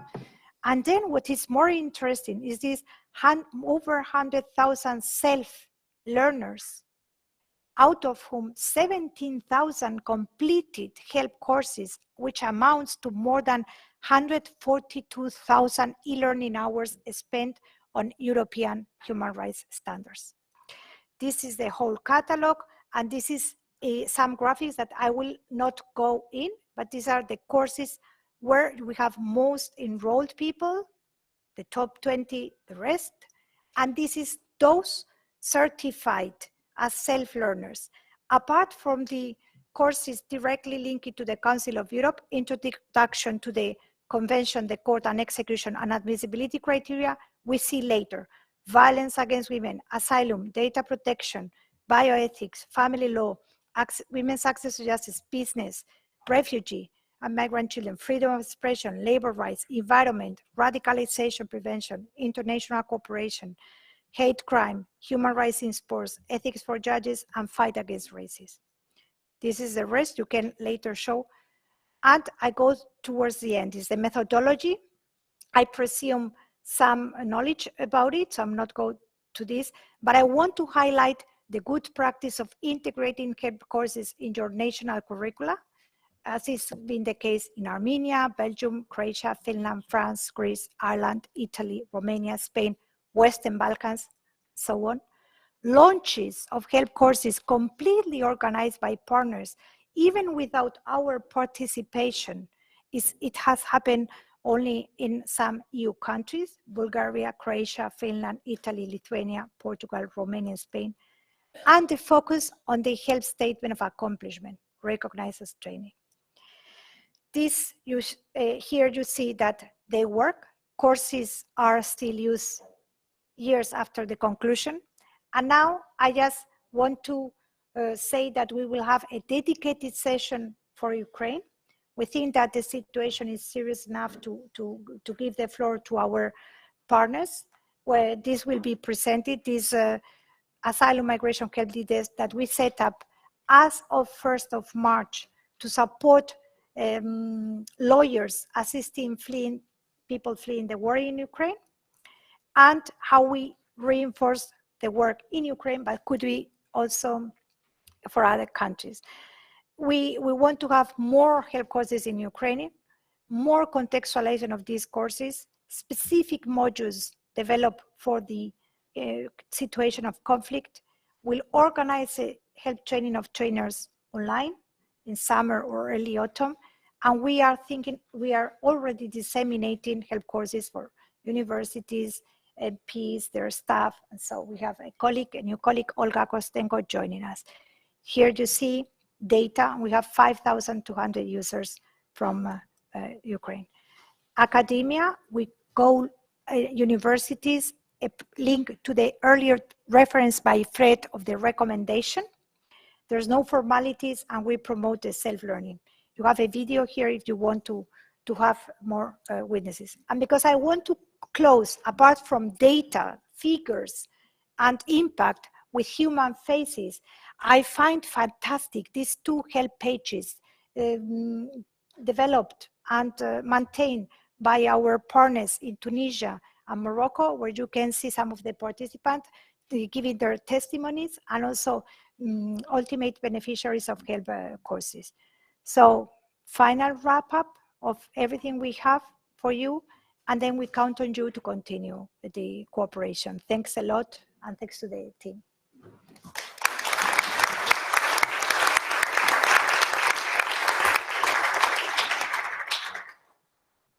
Thanks very much, Eva, for this important and comprehensive overview. Now it's time to take a short break. I would like to invite you for a coffee in the Parliamentarians' Bar, which is close to the Parliamentary Assembly hemicycle. At 11:20, we will do a family photo in front of the Parliamentary Assembly hemicycle. So, 15 minutes for a coffee, then we do a photo. I would like to start again at 11:30 sharp, please. I'm Alsatian, so I will be even more precise. Let's be seated at 11:29, and that's at 30 we will start again. But first, time for a coffee. Thank you.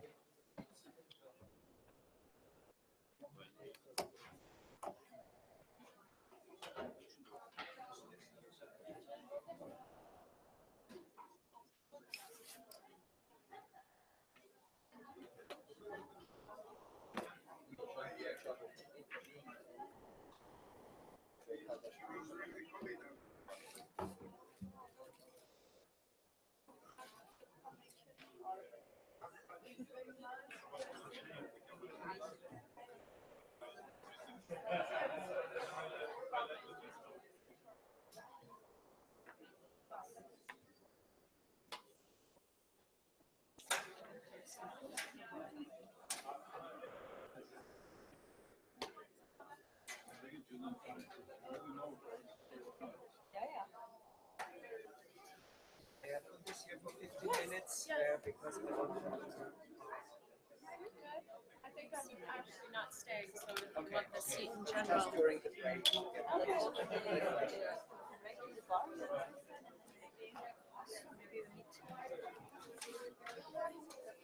Let's meet there then. I'll go there because there is one person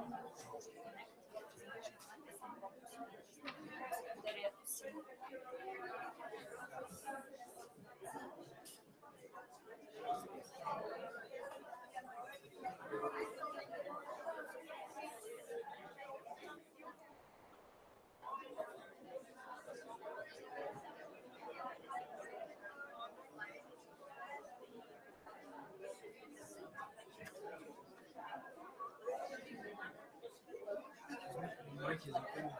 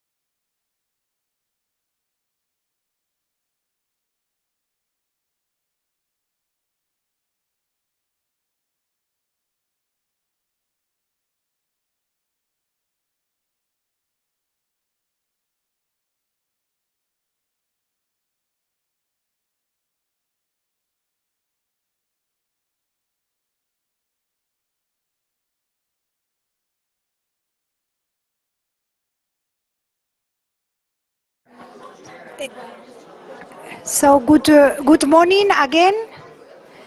I ask you to kindly and calmly come to see.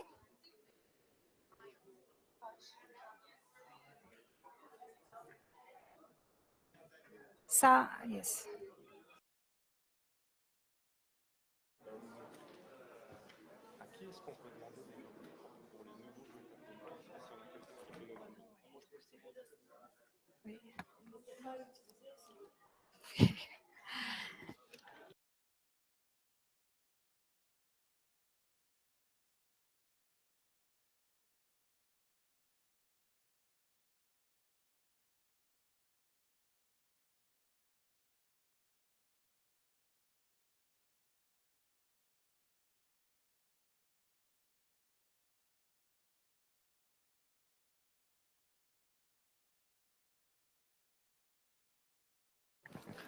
So thank you very much.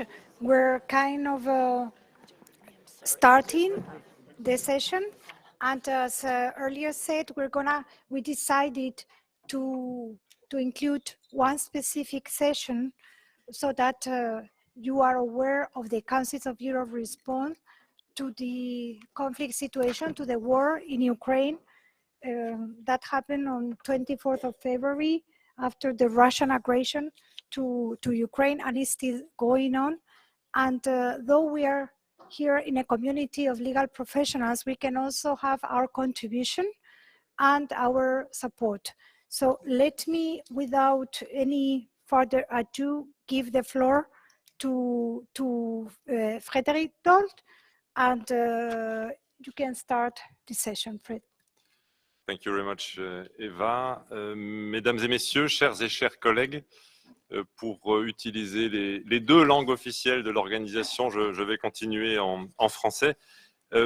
Comme cela a été annoncé, le reste de cette matinée sera consacré à l'Ukraine, en commençant par un point sur le soutien immédiat du Conseil de l'Europe à notre État membre.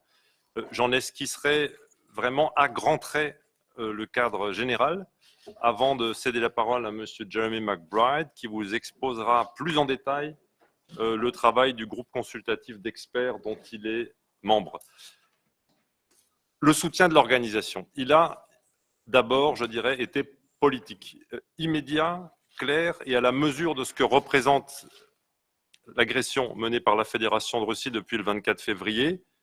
Et là, je cite, une rupture de la paix sur le continent européen d'une ampleur sans précédent depuis la création du Conseil de l'Europe. Fin de citation. Et ça, c'est la décision des ministres des Affaires étrangères à la session du comité des ministres de Turin au mois de mai que je citais. Et j'avais d'ailleurs retenu du discours du président Spano à l'audience solennelle vendredi dernier la même citation que celle qui a été rappelée par le juge Heike tout à l'heure, donc je ne la rappellerai pas. Un moment de transformation de notre histoire européenne, c'était des mots très forts du président Spano. Je ne rappellerai pas les détails, mais vous le savez, 24 heures après le début de l'agression, notre principal organe décisionnel, le comité des ministres, suspendait la Fédération de Russie de ses droits de représentation et mi-mars, ayant consulté l'Assemblée parlementaire, il a exclu ce pays de l'organisation. Condamnation dans les termes les plus forts de l'agression. Soutien sans réserve à l'Ukraine, solidarité avec son peuple, appel à la Fédération de Russie à immédiatement cesser l'agression. Ce sont là certains des termes utilisés par le comité des ministres. Fondé sur ce soutien politique, le soutien concret du Conseil de l'Europe à l'Ukraine et à sa population est protéiforme, mais toujours basé sur le mandat de notre organisation. Ce mandat est clair, le Conseil de l'Europe n'est pas une organisation humanitaire, ni de défense, bien sûr. Toute notre action porte sur le respect des droits de l'homme, des standards démocratiques et de l'état de droit. Nos institutions jouent dès lors pleinement leur rôle, conformément, là encore, à leurs mandats respectifs, à commencer par la Cour européenne des droits de l'homme. La Cour a en effet immédiatement accordé des mesures provisoires importantes contre la Fédération de Russie dans les jours et les semaines qui ont suivi le début de l'agression. La Cour plénière a aussi tiré les conséquences de la cessation de la qualité d'État membre de la Fédération de Russie en déclarant le 22 mars qu'à compter du 16 septembre, la Fédération de Russie cesserait d'être une haute partie contractante à la Convention. Comme le président Spano l'a rappelé vendredi à l'audience solennelle de la Cour, je cite, « La Cour restera compétente pour connaître des requêtes concernant des actions et omissions de la Fédération de Russie susceptibles de constituer une violation de la Convention, pour autant qu'elle soit antérieure à cette date », fin de citation, le 16 septembre donc, même si bien sûr, la Cour conserve toute latitude pour l'examen de toute question de droit relative à l'expulsion qui pourrait se poser dans le cadre de l'exercice par la Cour de la compétence que la Convention lui donne d'examiner les affaires portées devant elle. Pas plus tard que mardi soir, la Cour a d'ailleurs annoncé avoir enregistré une nouvelle requête interétatique Ukraine contre Fédération de Russie, englobant une longue série de griefs relatifs à l'agression débutée en février. La Cour est actuellement saisie de 5 affaires interétatiques introduites par l'Ukraine contre la Fédération de Russie et environ 8500 requêtes individuelles introduites devant elle semblent se rapporter aux événements survenus en Crimée, dans l'est de l'Ukraine et dans la mer d'Azov. D'autres institutions que la Cour jouent également le rôle qui est le leur en vertu de leur mandat, tels que par exemple la commissaire aux droits de l'homme. Par économie de temps, je n'entrerai pas dans le détail de toutes les institutions. L'organisation apporte également un soutien très opérationnel à l'Ukraine, notamment depuis le mois de mars, nous soutenons les services de la procureure générale d'Ukraine. Le prochain orateur vous en parlera davantage. Plus largement, nos activités de coopération avec l'Ukraine ont été réorientées en consultation et en accord avec les autorités ukrainiennes pour tenir compte des réalités du terrain, des besoins existants et de notre valeur ajoutée dans un contexte où un grand nombre d'acteurs internationaux interviennent aux côtés de l'Ukraine. Lors de leur session de Turin, les ministres des Affaires étrangères ont ainsi adopté un plan d'action ajusté pour l'Ukraine 2018-2022, comprenant des mesures destinées à protéger les personnes déplacées, soutenir les professionnels du droit, donner des conseils liés à la Convention européenne des droits de l'homme, rassembler des preuves sur les violations des droits de l'homme, protéger les droits des enfants, lutter contre la violence à l'égard des femmes et la traite, protéger les personnes vulnérables, y compris les Roms, et prévenir la discrimination, soutenir les médias ukrainiens, soutenir le système judiciaire. Voilà le plan d'action ajusté pour l'Ukraine, préparé avec les autorités ukrainiennes et approuvé par le comité des ministres. Cela signifie concrètement que tous nos projets de coopération sont amendés pour rendre ces orientations opérationnelles. Et c'est là notamment qu'intervient notre service et qu'intervient HELP. Pour n'en citer que l'un ou l'autre exemple, nous fournissons une assistance d'experts sur les conséquences en matière de procédure pénale de la dérogation en cours au titre de l'article 15 de la Convention européenne des droits de l'homme. Et nous soutenons le système judiciaire en vue d'assurer son fonctionnement et l'application de la loi en temps de guerre. Par exemple, les experts de la CEPEJ, la Commission européenne pour l'efficacité de la justice, travaillent avec la Cour suprême, à l'instant où nous parlons, sur les audiences à distance et l'usage de la vidéoconférence dans le travail judiciaire. Car même si les règles générales de la procédure judiciaire restent inchangées, les circonstances réelles font qu'il est difficile de respecter les procédures établies. Des tribunaux ont été détruits totalement ou partiellement. D'autres se trouvent sur des territoires occupés. Leur compétence territoriale a été transférée et même dans les tribunaux qui fonctionnent, il faut composer avec les alertes aux raids aériens ou parfois la proximité de la ligne de front, d'où l'intérêt de ce soutien concret sur l'usage de la vidéoconférence. Ce n'est qu'un exemple. Le Conseil de l'Europe participe aussi à des activités de formation des professionnels du droit. Encore une fois, c'est ici qu'intervient HELP. Il en sera question plus tard. Nous participons, par exemple, à la formation de juges sur le droit international humanitaire et le fonctionnement de la justice en temps de guerre, ainsi que la protection des droits de l'homme des personnes déplacées et des autres personnes touchées par la guerre. Un exemple très pratique, nous soutenons l'École nationale de la magistrature pour élaborer un nouveau cours sur la protection judiciaire des personnes déplacées et des personnes touchées par la guerre. Et des ateliers thématiques seront organisés sur ce sujet. Un dernier mot, et pour ne pas être trop long, je ne ferai que mentionner qu'au-delà du travail avec l'Ukraine, le Conseil de l'Europe aide aussi ses États membres à garantir les droits fondamentaux des réfugiés ukrainiens, que ce soit grâce au soutien financier de notre banque de développement ou par l'assistance apportée par la représentante spéciale de la secrétaire générale sur les migrations et les réfugiés. Je m'arrêterai là. Encore une fois, il ne s'agit que d'un tableau introductif, brossé à grands traits, mais qui permettra, je l'espère, de placer les présentations suivantes dans leur contexte plus large. J'ai à présent le plaisir et l'honneur de passer la parole à M. Jeremy McBride, qui est barrister et qui collabore régulièrement avec le Conseil de l'Europe. C'est, je l'ai dit, en sa qualité de membre du groupe consultatif d'experts auprès du bureau de la procureure générale de l'Ukraine qu'il s'exprimera. Monsieur McBride, vous avez la parole. Thank you very much. In terms of this group, first of all, I'll say who else is in it apart from myself. There is Nona Tsotsoria, who is a former judge of the court here and also a former Deputy Prosecutor General from Georgia. And James Johnson, who is a senior British Army lawyer, so to bring a range of different experience for the kind of work that's needed. The context of the work in which the group is taking part, and indeed it's true of other activities of the Council, is not only that you have this ongoing conflict with many offences which need to be dealt with by the prosecution and law enforcement more generally, but as has been mentioned, there are many different actors who are involved providing support, undertaking investigations, either by themselves or in cooperation with the Office of the Prosecutor General.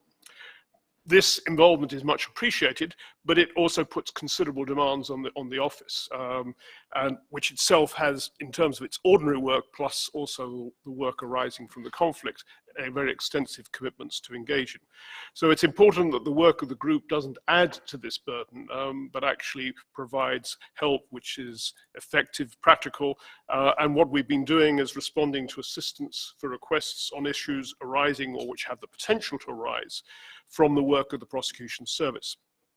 At the same time, we need to coordinate our work with other Ukrainian authorities, particularly the Ministries of Justice and Foreign Affairs, as well as with other international experts working with the Office of the Prosecutor General. The important thing is to ensure not only the advice is relevant, but that it's also not contradictory or the source of confusion in these particularly difficult times. In the early stages of our work, what we concentrated on was trying to identify problem issues which could arise relating to the conduct of the investigation so as to ensure that this is handled as effectively as possible. Particular concerns related to the training of those who first arrived at the scene of particular offences. This is likely to be, in many instances, soldiers, who have the main priority, of course, is to secure the area from further attack. But this can then have implications for securing and even preserving evidence and making sure that it's not destroyed. So they need training and practical guidelines, not only for the soldiers, but also for law enforcement and prosecutors who may follow them. And we must bear in mind that most of the prosecutors and certainly the investigators don't have war crimes background, and therefore people have to move quite quickly to adapt to that. But it's not only the official bodies that need to be assisted, because once an area has been recovered, then there will be the move by civilians to come in and also local inhabitants who want to clean up their neighborhoods. But you also need to make sure that that doesn't lead to crucial evidence being lost in the course of that activity. Another preliminary issue which we dealt with was concerned the question of interviewing of victims and witnesses. And there were two particular points of concern that had to be addressed. Although many of these victims and witnesses will be interviewed by investigators and prosecutors, these are not the only people who may be involved. They will also be interviewed by journalists and non-governmental organizations who have their own role to play in terms of bringing attention to the issues which have been occurring and promoting the need for accountability. The problem is, though, that if you have repeated interviewing of witnesses and victims, then there is a likelihood that they will change their stories to adapt to what they expect the people interviewing them say, which can undermine the credibility of the evidence which may be used. And at the same time, apart from that problem, there is also the difficulty that if you keep interviewing people, then you can add to the trauma which people face as victims particularly. But the second problem in relation to victims and witnesses is there is the regrettable likelihood that a number of them at least will not be available for trial at a later stage, given the injuries they may suffer, or indeed the unwillingness of them to testify. There's a need, therefore, to make sure that the trials don't fall foul of the case law of the European Court dealing with the use of the evidence of absent witnesses. And one way of dealing with this, but it's not a perfect solution, is to try and videotape the interviews as much as possible, which may be partially at least a counterbalancing measure in relation to the fact that that testimony is used and they are not available for cross-examination. It's not 100% guarantee, but at least it's a contribution. After this, we've worked on various issues relating to more specific issues in terms of the prosecution of cases and investigation of cases.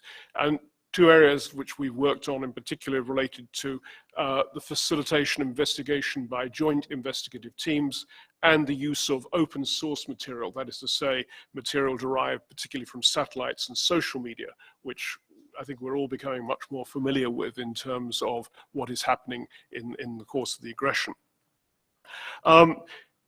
A large number of teams of investigators and prosecutors from other countries have come to Ukraine to assist in what is happening there.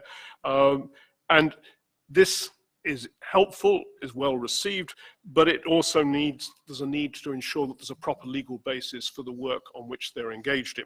And that is something where there is a need to take account not only of the requirements of the European Convention on Human Rights, but also the second additional protocol to the Council of Europe's European Convention on Mutual Assistance in Criminal Matters, which deals specifically with the use of joint investigative teams. And there are a number of issues which are problematic, which have to be addressed in terms of the legislation to make sure you deal with. Who is going to be in the joint investigative team? Is it one which is solely comprised of judges, prosecutors, and investigative judges? Or will it include other people, law enforcement, or will it be a mixture? Those are issues which need to be clearly defined. Will it be a situation where members from outside Ukraine take an active part? That is to say, they play a part in interviewing or taking enforcement action. That is something which would need proper legal provisions to deal with. Or are they only passive, which means they only act in an advisory capacity, which doesn't give rise to the same concerns. You also need to take account of the role of these outsiders in terms of the conduct of interrogation and where they are involved, for instance, in taking enforcement action. Then many of these enforcement actions may require judicial authorization, and again, that's where the law may not be provided.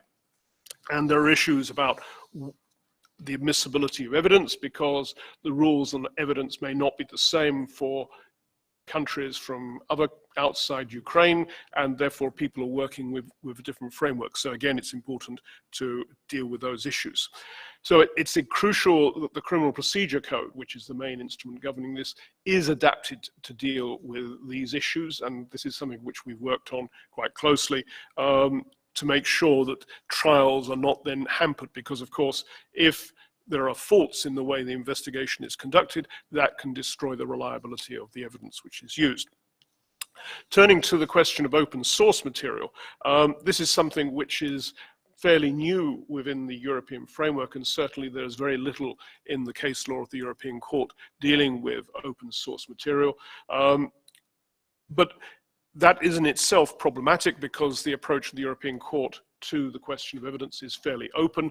It's not concerned really with the form of the evidence, much more in terms of the issue of whether fairness has been respected in terms of the use of it. But a particular issue which will arise with open source material will be issues relating to its reliability and authenticity, and in particular from where does this information come, how reliable is the body which is providing the material, and in particular, are there potential problems of it being interfered with? We all know stories about pictures which have been seen on social media which actually have nothing to do with the conflict in Ukraine, and the same thing will be true of other issues which might then be brought to the attention of prosecutors and relied upon in cases. It's also important that you have clear rules about the gathering of such evidence. That's important, I think, for showing to the European Court that proper standards were observed, and therefore you can rely upon that information. There are two sources which are particularly helpful, I think, in terms of what's happening in Ukraine to draw upon. First of all, the Council of Europe's Convention on Cybercrime, the Budapest Convention, already has a fair amount of experience in terms of dealing with open source material, although not always with the same kind that is arising in the current conflict. But secondly, there is the Berkeley Protocol on Digital Open Source Information, which sets out in quite substantial detail the process for gathering and using that information. So drawing upon this, but it's important that this be then reflected in the practice and the rules in Ukraine. And with that material, it's particularly important also that there be an opportunity to challenge its reliability, and that will affect what happens in the course of trials. And one other issue which will have to be thought about, particularly in relation to social media material, is that there's the potential that if you rely upon this, then social media material might be seen by the European Court as the evidence of a witness, and then you get into the issue of whether that witness is present and how much you can rely upon it. In other words, the question of how is there other counterbalancing material if you cannot bring the person who produced that material. So those are the range of issues or examples of the issues which are being addressed within the work of the advisory group. The other thing which we've been doing is also providing some information sheets or brief guidelines for prosecutors in relation to certain aspects of their work. For example, one issue which we dealt with concerns with dealing with the media, the considerable demands, understandably, for information about the process of investigation. And it's important that the media have access to information, but also that the public are aware so that they have confidence in what is happening. But the danger with this is, of course, that if you make statements of this kind, then you may have a detrimental effect on the ultimate outcome of the proceedings. You can have statements saying someone is guilty, and then of course you get into the area of the presumption of innocence. And sometimes there will also be a question of disclosure of information which might be contrary to the rights of respect for private life. So these are issues which therefore need to be thought carefully about, and those on the ground need to be aware of, because it's one thing talking about what happens in the office, but if you're out in the field, you need fairly straightforward guidance as to what should or should not be done. And that's what these information guidelines provide.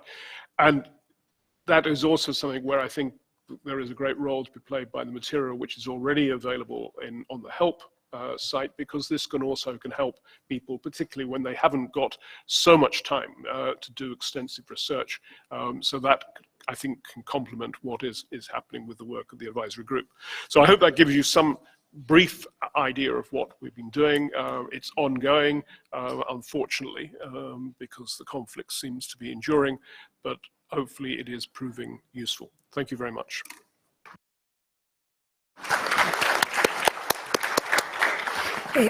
Thank you very much, Jeremy, for illustrating us very clearly and with sufficient level of detail what are the main challenges in this support that you're very wisely providing to the Ukrainian authorities, in this case the prosecutor's office. So we have scheduled this session to try to also give the floor to speak about what help did quite quickly, immediately after the war started. And then we will have two speakers on this. Noemi first, who is who is our help contact in the CCBE Migration Committee. She is the president of this committee, which proves essential for the work of help related to migration issues. And then Leila Znanova, who is currently working for the Council of Europe as a deputy head of office in Armenia, but who was previously managing this desk for Ukraine. And then we'll have a second part, giving the floor to our partners from the Justice Training Institutions and the Ukrainian National Bar Association High School for Advocates. So let me first give the floor to Noemi, and also invite our partners from the EU who join here in the front if they wish to. Okay, thank you very much. Good morning to all of you. And I would like first thanks Eva Pastrana and the help team to have invited me and to let me be part of the new project launch by the occasion of the sudden invasion of Ukraine and this help e-desk. It's a weird name, but it's an innovative way to proceed to train the legal professional in an area and with the urgency that was needed due to the conflict. I'm a help tutor since 2015 and involved in the program since the beginning of 2014. And I must say that I'm so engaged with the HELP program, and I made use of it in all of the trainings that I have made all around Europe and all around the activities, even if it's not related exactly with HELP, because I think I'm truly defender of the need to train legal professional and of course lawyers. That it's basically my area of train. And I must say that nowadays the program is well known by legal professionals and well known in the local. That it's truly important, and that you have feedback from the local that we could say that everybody has a real, or they have awareness of the existence of the trainings in human rights in the Council of Europe due to this, the existence of this program. So I'm the manager right now of the help desk on asylum and migration for Spain. And Spain has supported this action since the beginning. And of course, it was a country of reception of people fleeing from Ukraine, and Ukrainians fleeing the country, the conflict, but also from third nationals that were also fleeing the country and that were not Ukrainian. And I must say some words about these people just right now. So in that sense, this web page or this e-desk gives the opportunity to be aware of the implementation of the temporary protection directive in the European Union, but also it has helped because it's not only people from European Union, or they are not only member states of European Union that they are receiving people fleeing from Ukraine, but also other countries in the region that they are suffering the impact of these people coming into these borders and into these countries. So it gives the e-desk gives also the opportunity to give an overview in depth, of course, of the courses related with asylum and migration that was, of course, implemented by the HELP program. And it helps also to have this knowledge of asylum and migration law that would be implemented, or that it's truly implemented and contextualized in each country. So we speak about, of course, of all the instruments and the developments and cases, the ECTHR cases, but also the ECEGU cases on asylum and migration. So it's truly important because finally, it's not only about how the temporary protection directive it's implemented that it's truly important because it's a quite new matter and development in the European Union, and of course it's needed to have all the implementation, because in each country the implementation has been made differently. The developments are more or less different depending on country to country, and but it gives also an overview to all the aspects of asylum and migration law that could be needed by legal professionals, and in my case by lawyers, because they could have to challenge some different issues because not for example, they don't give this temporary protection to all the person that finally they are in need of.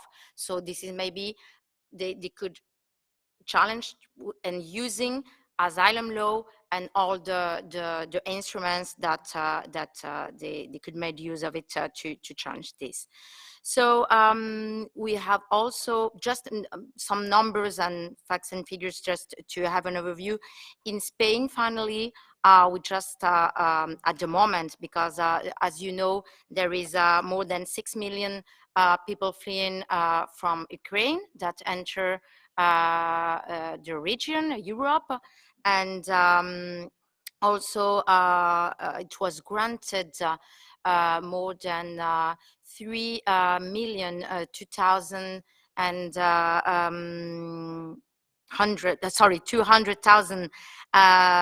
temporary protection, and just in Spain 165,000 temporary protection were granted. I mean, just in terms, it's not the same if we compare the numbers between Spain and the rest of all other countries. I mean, it's not, but it's relevant also. And there is a lot of people that they are not still applied for this temporary protection. And it will be really needed for lawyers to have, and for legal professionals to have an overview, because a lot of developments were made in, for example, in Spain, but in the rest of the countries and the EU countries. So and there were developments right now, even nowadays, not just at the beginning of the crisis, but nowadays there is further developments that have been made. So it's really important to give this information, or legal information, for those that finally gonna to apply this. And from the relevance to involve lawyers, we have truly worked through CCBE and Migration Committee that I'm the chair. We have collaborated with the program and trying to widespread this program and the necessity to implement within our members, and give visibility through it, and to the large community, finally, to large community of lawyers, and finally to have an impact on the local lawyers that at the end will be the one that will provide the first legal advice and the first legal information for those people that are in need of international protection, or those people that fleeing Ukraine, even if you apply or not for the temporary protection. So finally, just to say that it gives the opportunity, it does gives the opportunity to have truly in-depth knowledge of other asylum and international protection system and instruments and developments that the legal professionals will need to know, to have the core and the vast knowledge of the law that have to apply, and to challenge with having this knowledge, to have the opportunity to challenge with this international and European law in the context. So thank you very much. So thank you very much for Noemi for providing us the background. I have to say also that we could set up this asylum desk for EU countries thanks to the EU-funded project, but we also went to work with countries like Moldova, okay, that is subject to a lot of pressure. And we would like to have now with us Leila Znadnova, who is following us online. Leila, the floor is yours. Good afternoon, colleagues. I hope you can hear me well. Yes, we do. Thank you. First of all, to echo the words of my colleague, I would like to thank Eva Pastrana and the HELP team for the opportunity to speak at today's event and to share our experience of contributing to the development of the HELP e-desk on asylum and migration, and to share our vision on the place and role of this initiative on protection of rights of people affected by the war in Ukraine. I will start with a bit of background and will explain you how this initiative has started covering Ukraine and why I believe that it is important to continue to support it and further expand. So to what Eva already said about me, I should also add that I'm a Ukrainian asylum lawyer from Odessa, and also I'm a board member of a civic organization 10th of April with a headquarters in Odessa and several other offices around Ukraine. It is one of the largest NGOs providing legal and social aid to refugees, asylum seekers, internally displaced, as well as stateless persons in Ukraine. Since early 90s, Odessa region has hosted large communities of refugees from Afghanistan, Syria, and other countries, as well as since 2014, IDPs from Donbass and Crimea. And now even more people are coming, escaping from the war-affected and occupied territories. Working with the war-affected populations for many years, as you could imagine, my colleagues and I had dealt with the results of war atrocities and gross violations of human rights during military conflicts. When Russia has started the military build-up around its borders with Ukraine last year and then this year, we discussed possible scenarios and tried to prepare to the consequences of the war as much as we could. Well, now looking back, I understand how little we knew about the scale and consequences of the war, which has started in February and is still ongoing. My personal lessons learned is that it is never enough time to prepare to such catastrophes, and it is crucial to keep up the ability to constantly adapt to the new challenges, to be able to think outside of the box and to have a sufficient support from your network.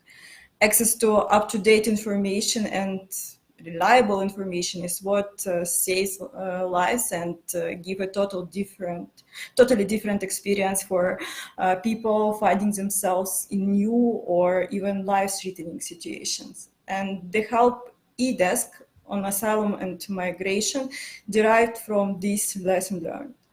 As you all know, and as I personally experienced, on 24th February, Ukrainians all around the country woke up to shelling and bombing. During the first weeks of the conflict, millions of people moved within the country and millions left to seek refuge abroad. First days and weeks were full of panic, to be honest. The legal framework, both in Ukraine and the neighborhood countries, but it was changing constantly. There was almost no clear information who can cross the border, what document you need, actually what to do when you come to the new country, where to go to get the documents, to get registered, and many other questions. Our phones were ringing off the hook days and nights. We received tons of questions via social media accounts, messengers.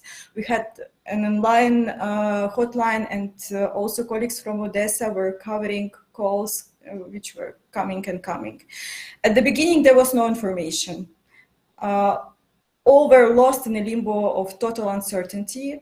Then a lot of Facebook, Telegram, and other social media groups popped up, and there were some standalone websites developed by volunteers. Some information was placed on the website of different public bodies, and there was some media coverage. But then we had another problem. There were too many sources. Information was fragmented. Quite often the advices were provided by people in a good will, but still they were incorrect or just misleading. There were also difficult cases or questions that doesn't fall under the typical scheme. It was not clear who can help. For example, what to do with children arriving without parents, what to do with people who arrived to the host countries before 21st of February, and because they were not covered by temporary protection in many places, how people who came without documents could further travel to other countries, and many other questions. It is exactly the moment when the idea of having an e-desk for Ukraine came, and it came handy.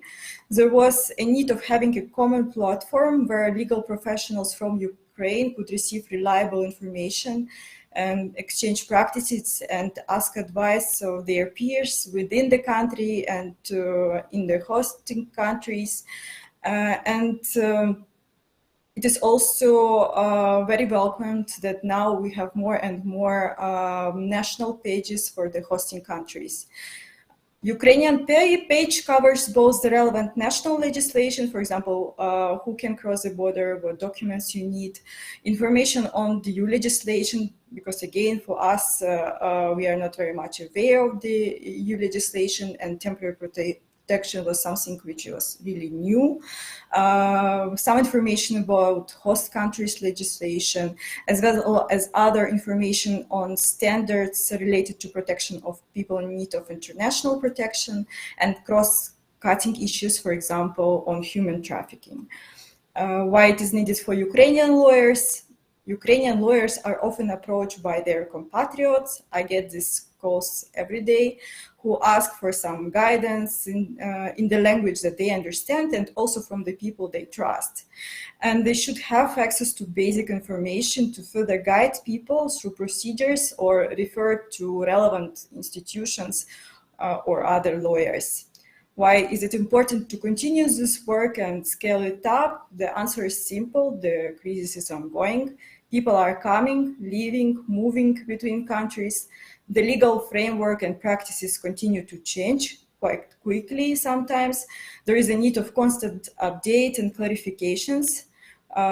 Just an example from Germany. In one state, the procedure changed just a week ago. So one colleague who came 2 weeks ago, they could use the practice of other people. The new who came, they have again a lot of questions. And with the time, people fleeing the war in Ukraine and who still can't return back home face new challenges, and they can come with totally different requests. If before more questions were how to cross the border, how to get ID documents for those who didn't have them, or how to access temporary protection. Now there are more questions on housing, recognition of diplomas, social benefits, employment rights, etc. There are more complex cases that need very specific expertise and assistance. So it requires more cooperation between Ukrainian lawyers that represent these people and lawyers within the hosting communities, or even between the countries, I would say. Therefore, I really hope that the online desks will become more and more visible, and there will be more support, capacity building support for lawyers from different countries, and possibilities to network, to exchange practices and problems that they face. And to conclude my speech, I would like to thank my peers, lawyers from different parts of Europe and beyond who help my compatriots on a daily basis. I know that many of them, they work pro bono, and we greatly appreciate that. And of course, again, I would like to thank the Council of Europe and its HELP program for the attention and support provided to this initiative. Thank you for your attention, and over to you. Thank you. Thank you very much, Leila, for this information. And also, I want to say that yes, indeed, it is reaching out all the help it is to more than 900 lawyers, but experts on the topic, and this is really useful. There's also a snowball effect. For instance, the special representative of the Secretary General of the Council of Europe on Migration went to Poland just last week, and only this Monday or Tuesday we met because we are planning for the first time to launch the help course on asylum and human rights in Poland with the two bar associations. So you see that there is things going on. I need to move on, and I know many of the lawyers may be interested in having questions, but I will ask you to refrain yourselves from posing them now and then using the lunch break for this. I'm not worrying of going a bit over the time foreseen for lunch because it's a standing buffet, so we had foreseen that it would be a bit going. But let me now give the floor to Tatiana first, Health Focal Point, National School of Judges on Ukraine. Last time we met in person was in November in Kiev, very cool, very nice, with our friends and colleagues from Execution Department, Fredrik Sundberg, Pavlo Pushkar as well. And it was then COVID started, and then now it's the first time we see us in person after these 2 years. Tatiana, the floor is yours. Thank you, Eva.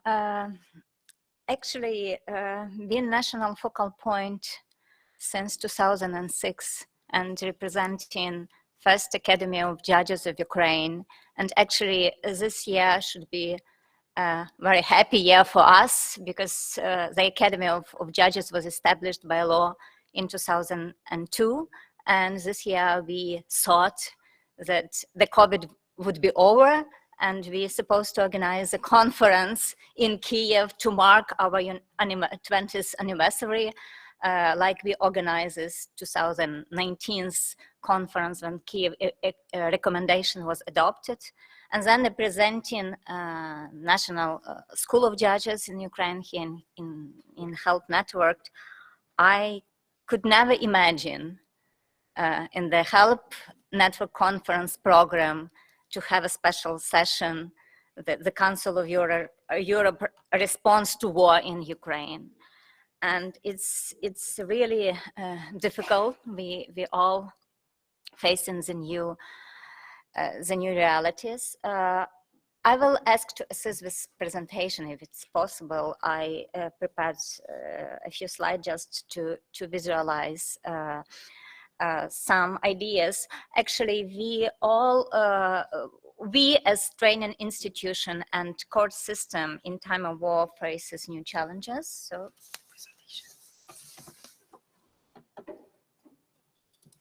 maybe here.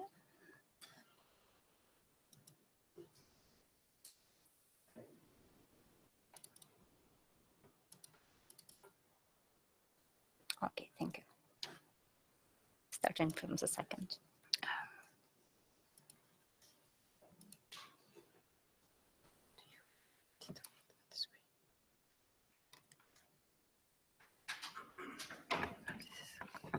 Okay, while we are fixing the technicalities, or if I need to switch places, it's also possible if needed.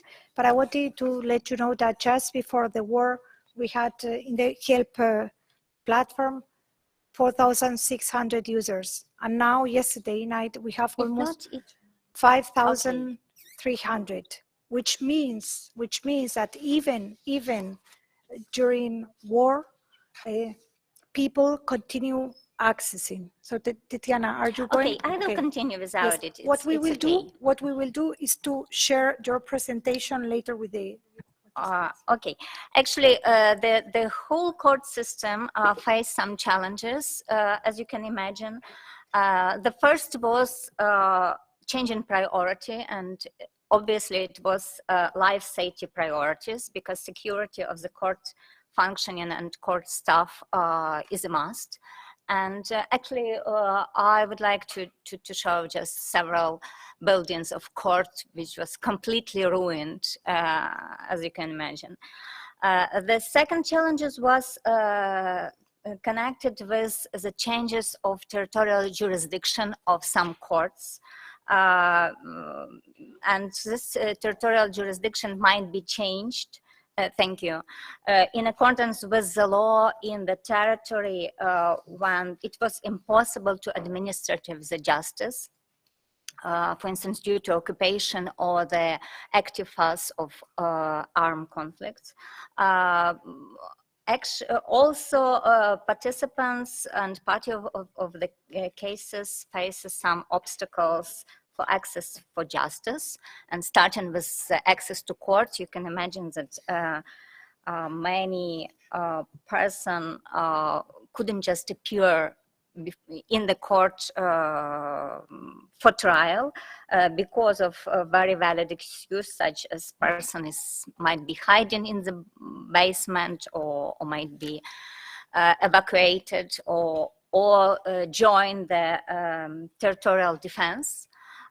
Also, some new laws has been passed or amended. For instance, was amended the law on principle of national resistance. Also was passed the law on ensuring the participation of civilians in defense of Ukraine. Some amendment to criminal code was adopted, for instance, increasing criminal responsibility for looting. Also, we faced new types of cases, such as collaboration with enemy, war crimes, compensation for damages due to loss of property or injuries, and so on. The next slide shows just its number. It's actually Office of General Prosecution of Ukraine daily info sheets, and you've just seen the huge amount of cases which were registered. I checked this morning, it was more than 20,000 cases related to aggression, and among them more than 19,000 is related to war crimes. Literally, it's called Breaking the Laws and Customs of War. Unfortunately, the title was ancient, before the World War II. Actually, the criminal lawyer said that never imagined this article of criminal code, article 438, would be ever executed. Yeah, but now it's more than 19,000 cases registered, and more than 10,000 cases related to national security crimes. So thank you very much for the international support of investigating first of all war crimes, and thank you. Our response to judiciary was, as you can see from the title, actually school starting from the mid-March organized almost 50 events. Actually, we look through every topic right now through the prism of war crimes or international humanitarian law, and you've seen some titles of new courses developed. And the huge attention is paid, please next slide, also to psychological security of judges. And it really helps, and we organize as much as we can events on this topic. And to also to mark our international activities, we are grateful to all national training institutions, our partners in Europe and abroad. We participated in European Judicial Training Network's steering committee meetings, and also we organize a very remarkable event to mark 25th anniversary of ratification of convention. Ukraine ratified convention in 1997, and for a quarter century, it's actually a long period to think about our achievements and for new challenges as well. Newly elected judge to European Court, Mykola Gnatovsky, participated with Keynote Speech. And to summarize how National School of Judges as training institution respond to judicial training needs in the wartime. First of all, also we changed priorities of our training activities and created new courses related to armed conflicts. More attention is paid to international law, as international humanitarian law, criminal law, or human rights law. Regarding gender-sensitive cases, we also focused on sexual and gender-based violence as international crimes. The crime of genocide or war crime. Psychological security of judges in wartime, and we are trying to adopt in training methodology. We were so proud of interactive methodology, but maybe it's time for to think about something more, unfortunately, simpler to respond for those needs. And to conclude, I would really, I wanted to thank all of you, all friends and colleagues, and all countries and all persons who supported and was involved in supporting Ukraine. I went via Poland, and I witnessed all this information desk and warm hospitality. Thank you very much.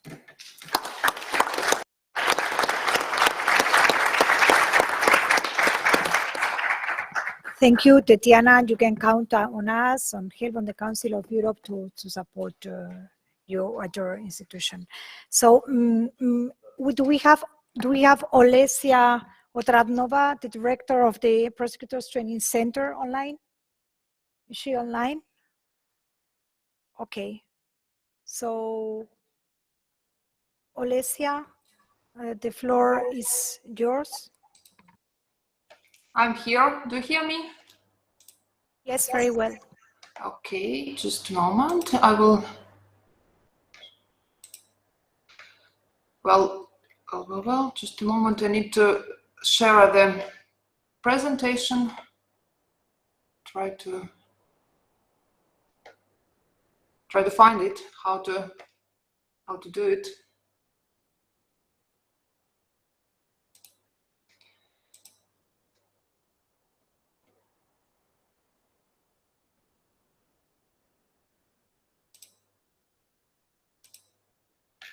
Well,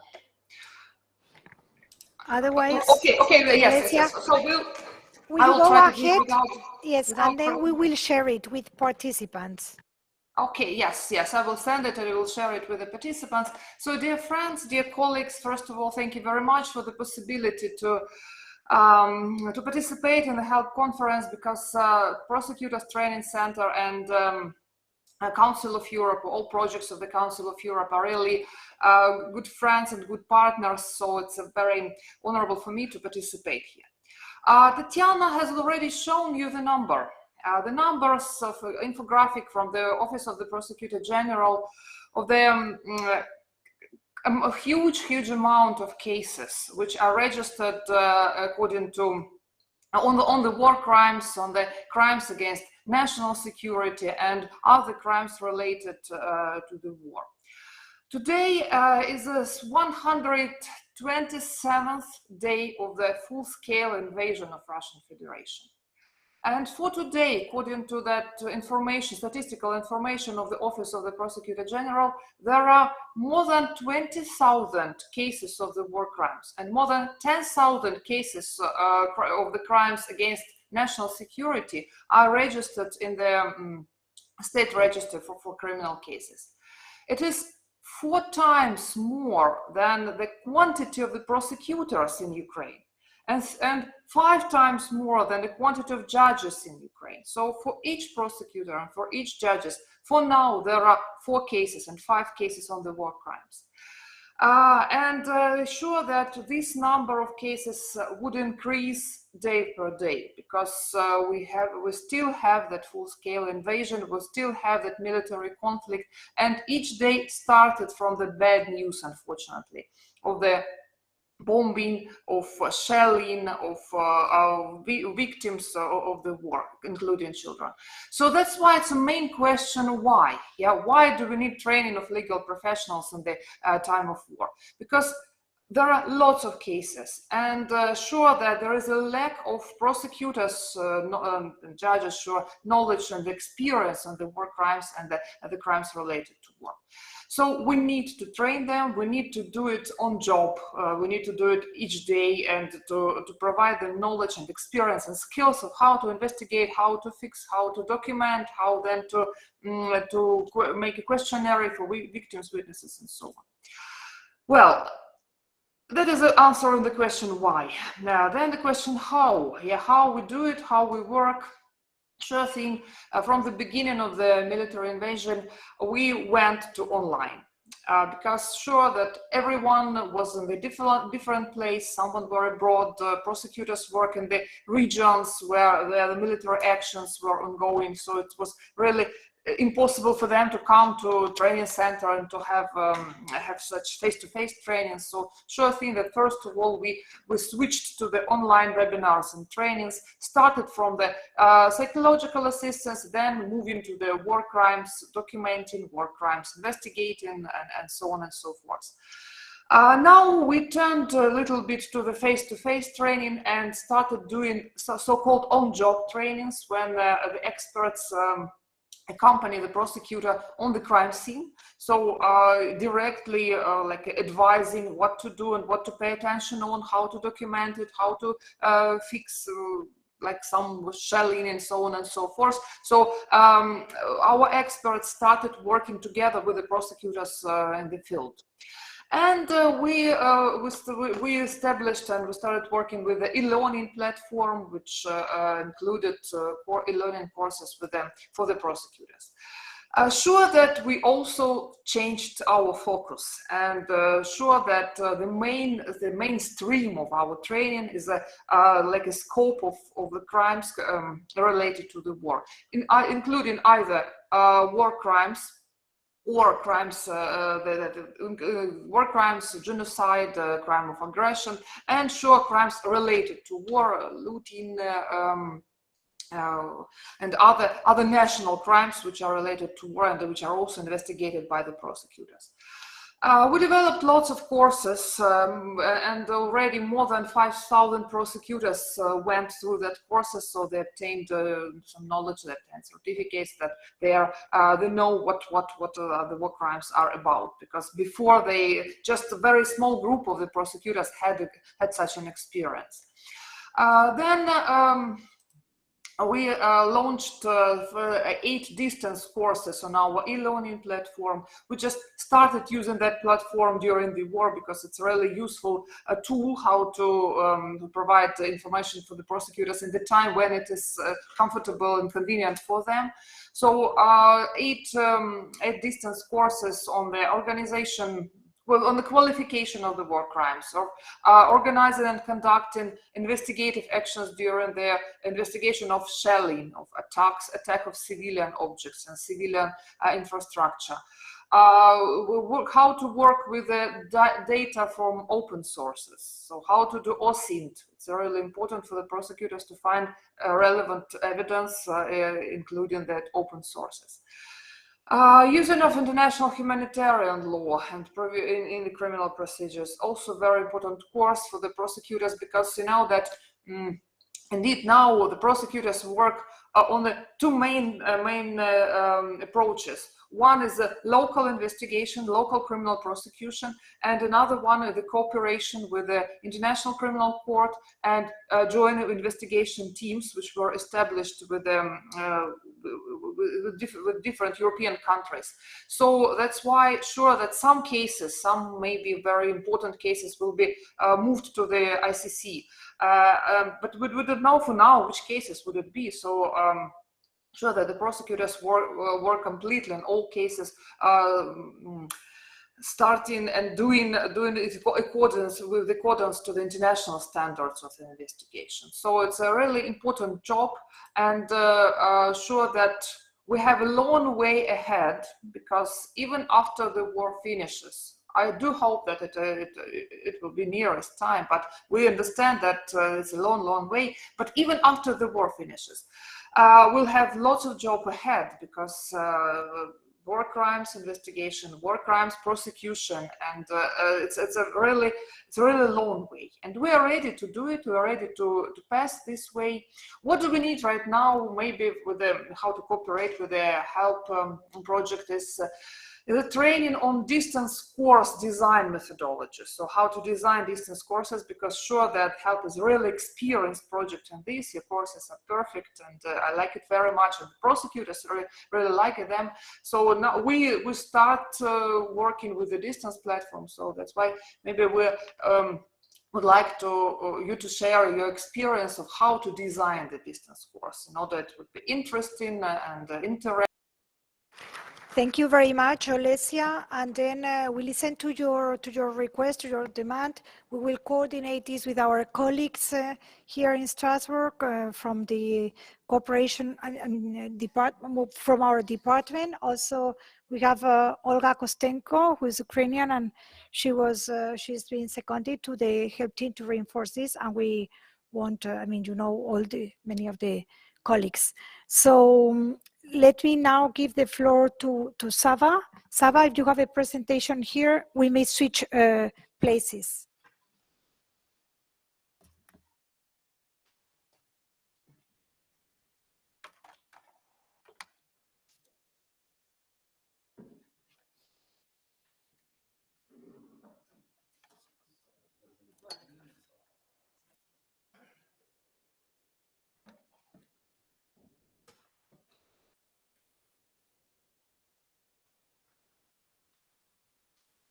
In the meantime, I will say that Sava, he's the director of the High School for Advocates that is associated to the Ukrainian National Bar Association, and we are already in touch with them to see how we can best further cooperate.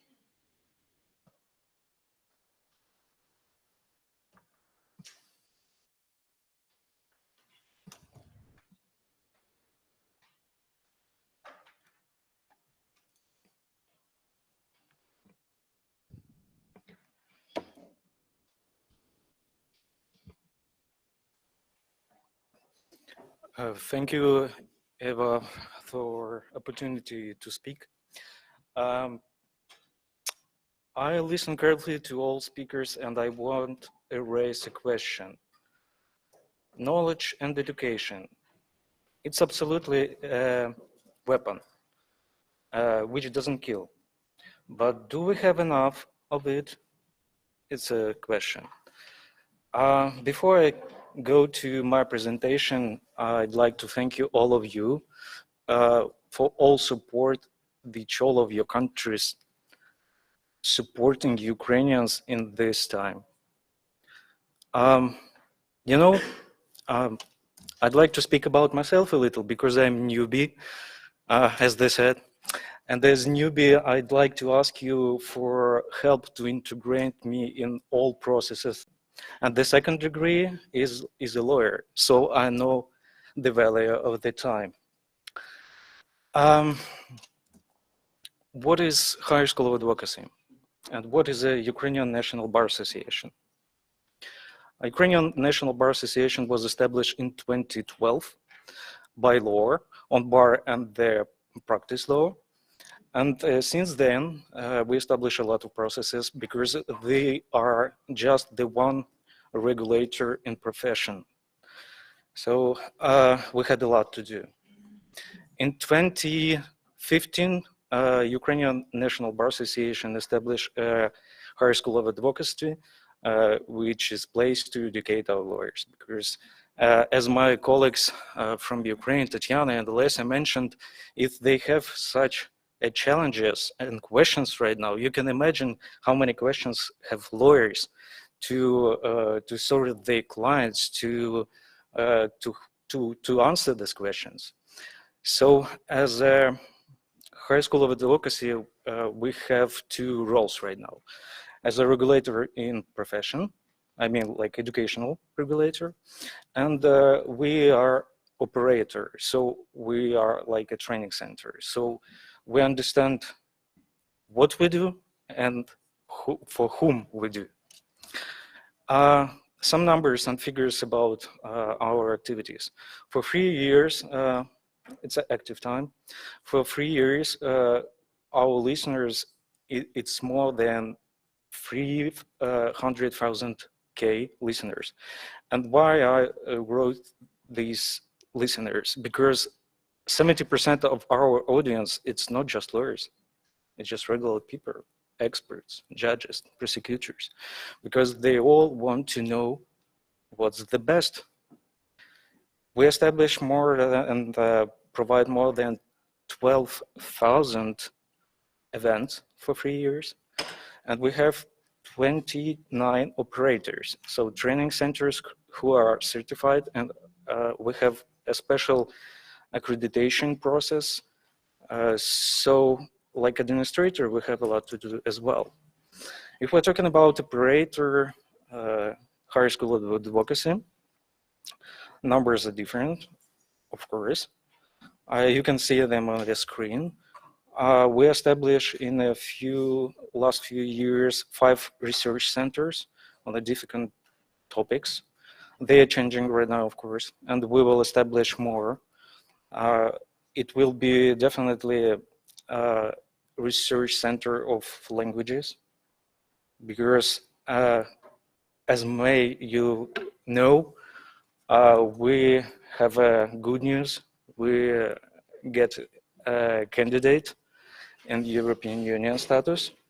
So it means you will hear soon, I hope, Ukrainian language in official languages. And otherwise, we must learn as much languages as we can. So if we're talking about our audience on a web, social sites, and social media, it's actually quite a huge number. It's more than 7 million people. And we made more than 8,000 materials, expert materials, analytic materials. Sad news. It was a good time before, and after, it is not. 20th of February, Russia bombed in 4 a.m. a lot of our cities. Of course, we were in shock. Of course, we were in the different places with a different process, with the different problems. 26th of February. It's not just a picture. It's a flat of our colleague advocate. And near this flat, there is another our colleague, lecturer. Thanks God, advocate and lecturer was safe and alive, because advocate, actually it's a woman, and she was with her child in a bathroom. That's why she suffered. And if we're talking about our lecturer, thanks God she was out their home. But as you understand, there is no apartment, there is no place to live.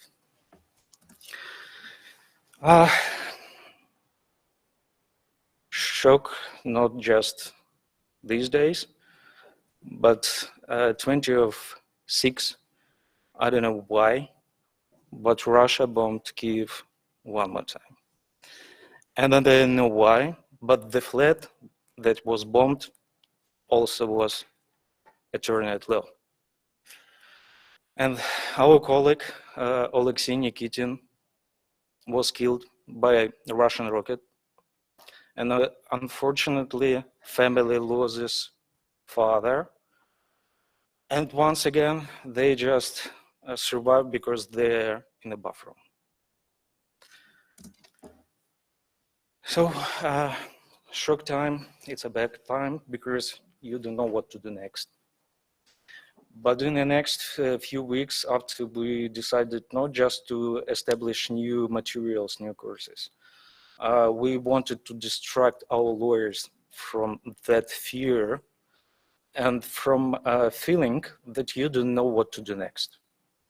So we created 67 courses this time for more than 100 days or more.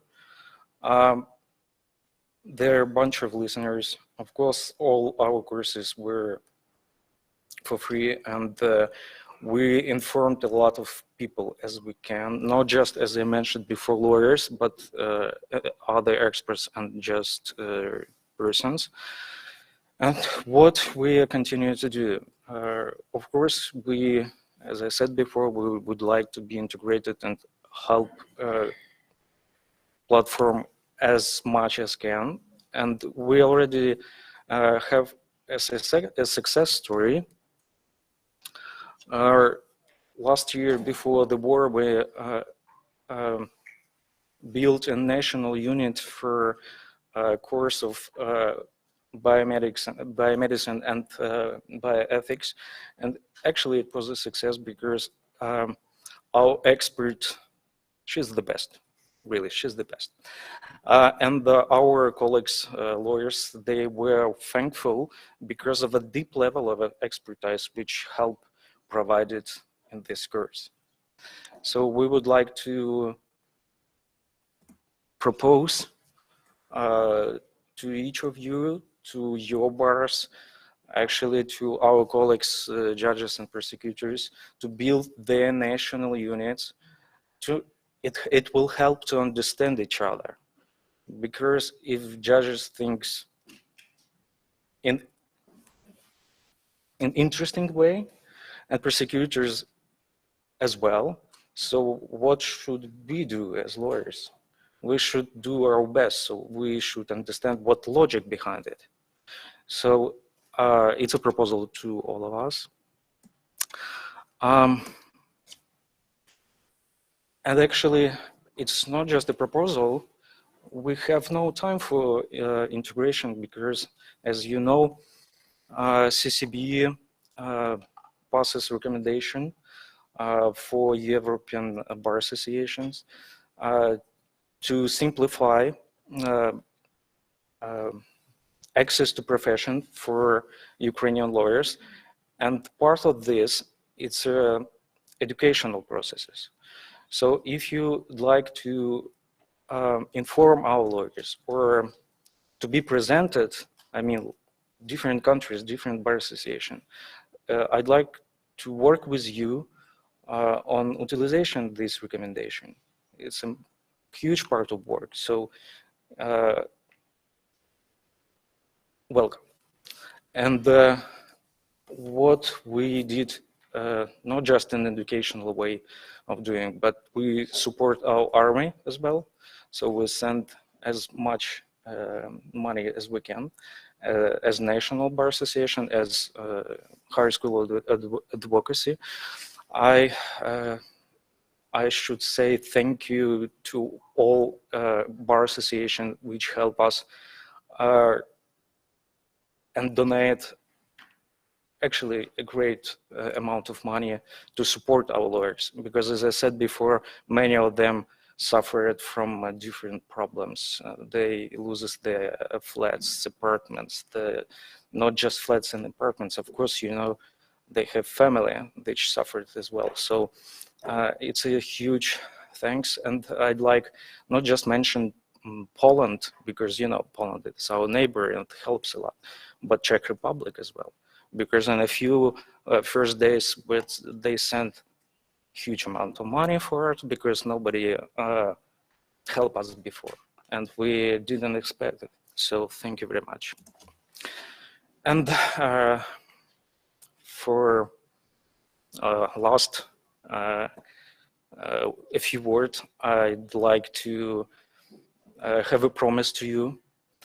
As Eva mentioned before, there is always a Eurovision contest song. So we promise to you that we will be the first on this context, because we need to do more. We need to educate, to be more educated. We will strengthen European Union for sure. There is no doubt. So I'd like to thank you all and ask you still for your help to support Ukraine. There is a lot of work to do. So thank you very much.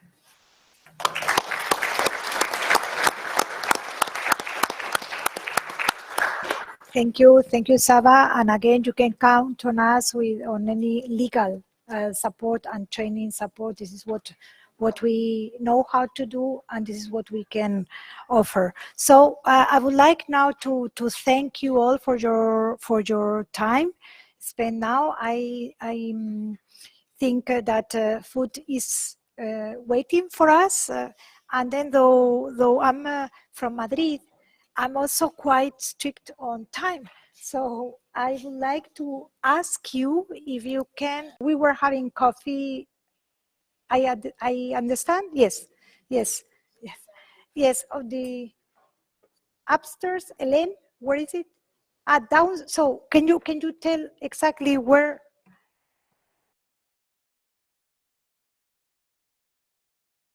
So like this morning we had a coffee break. Yes. Thank you.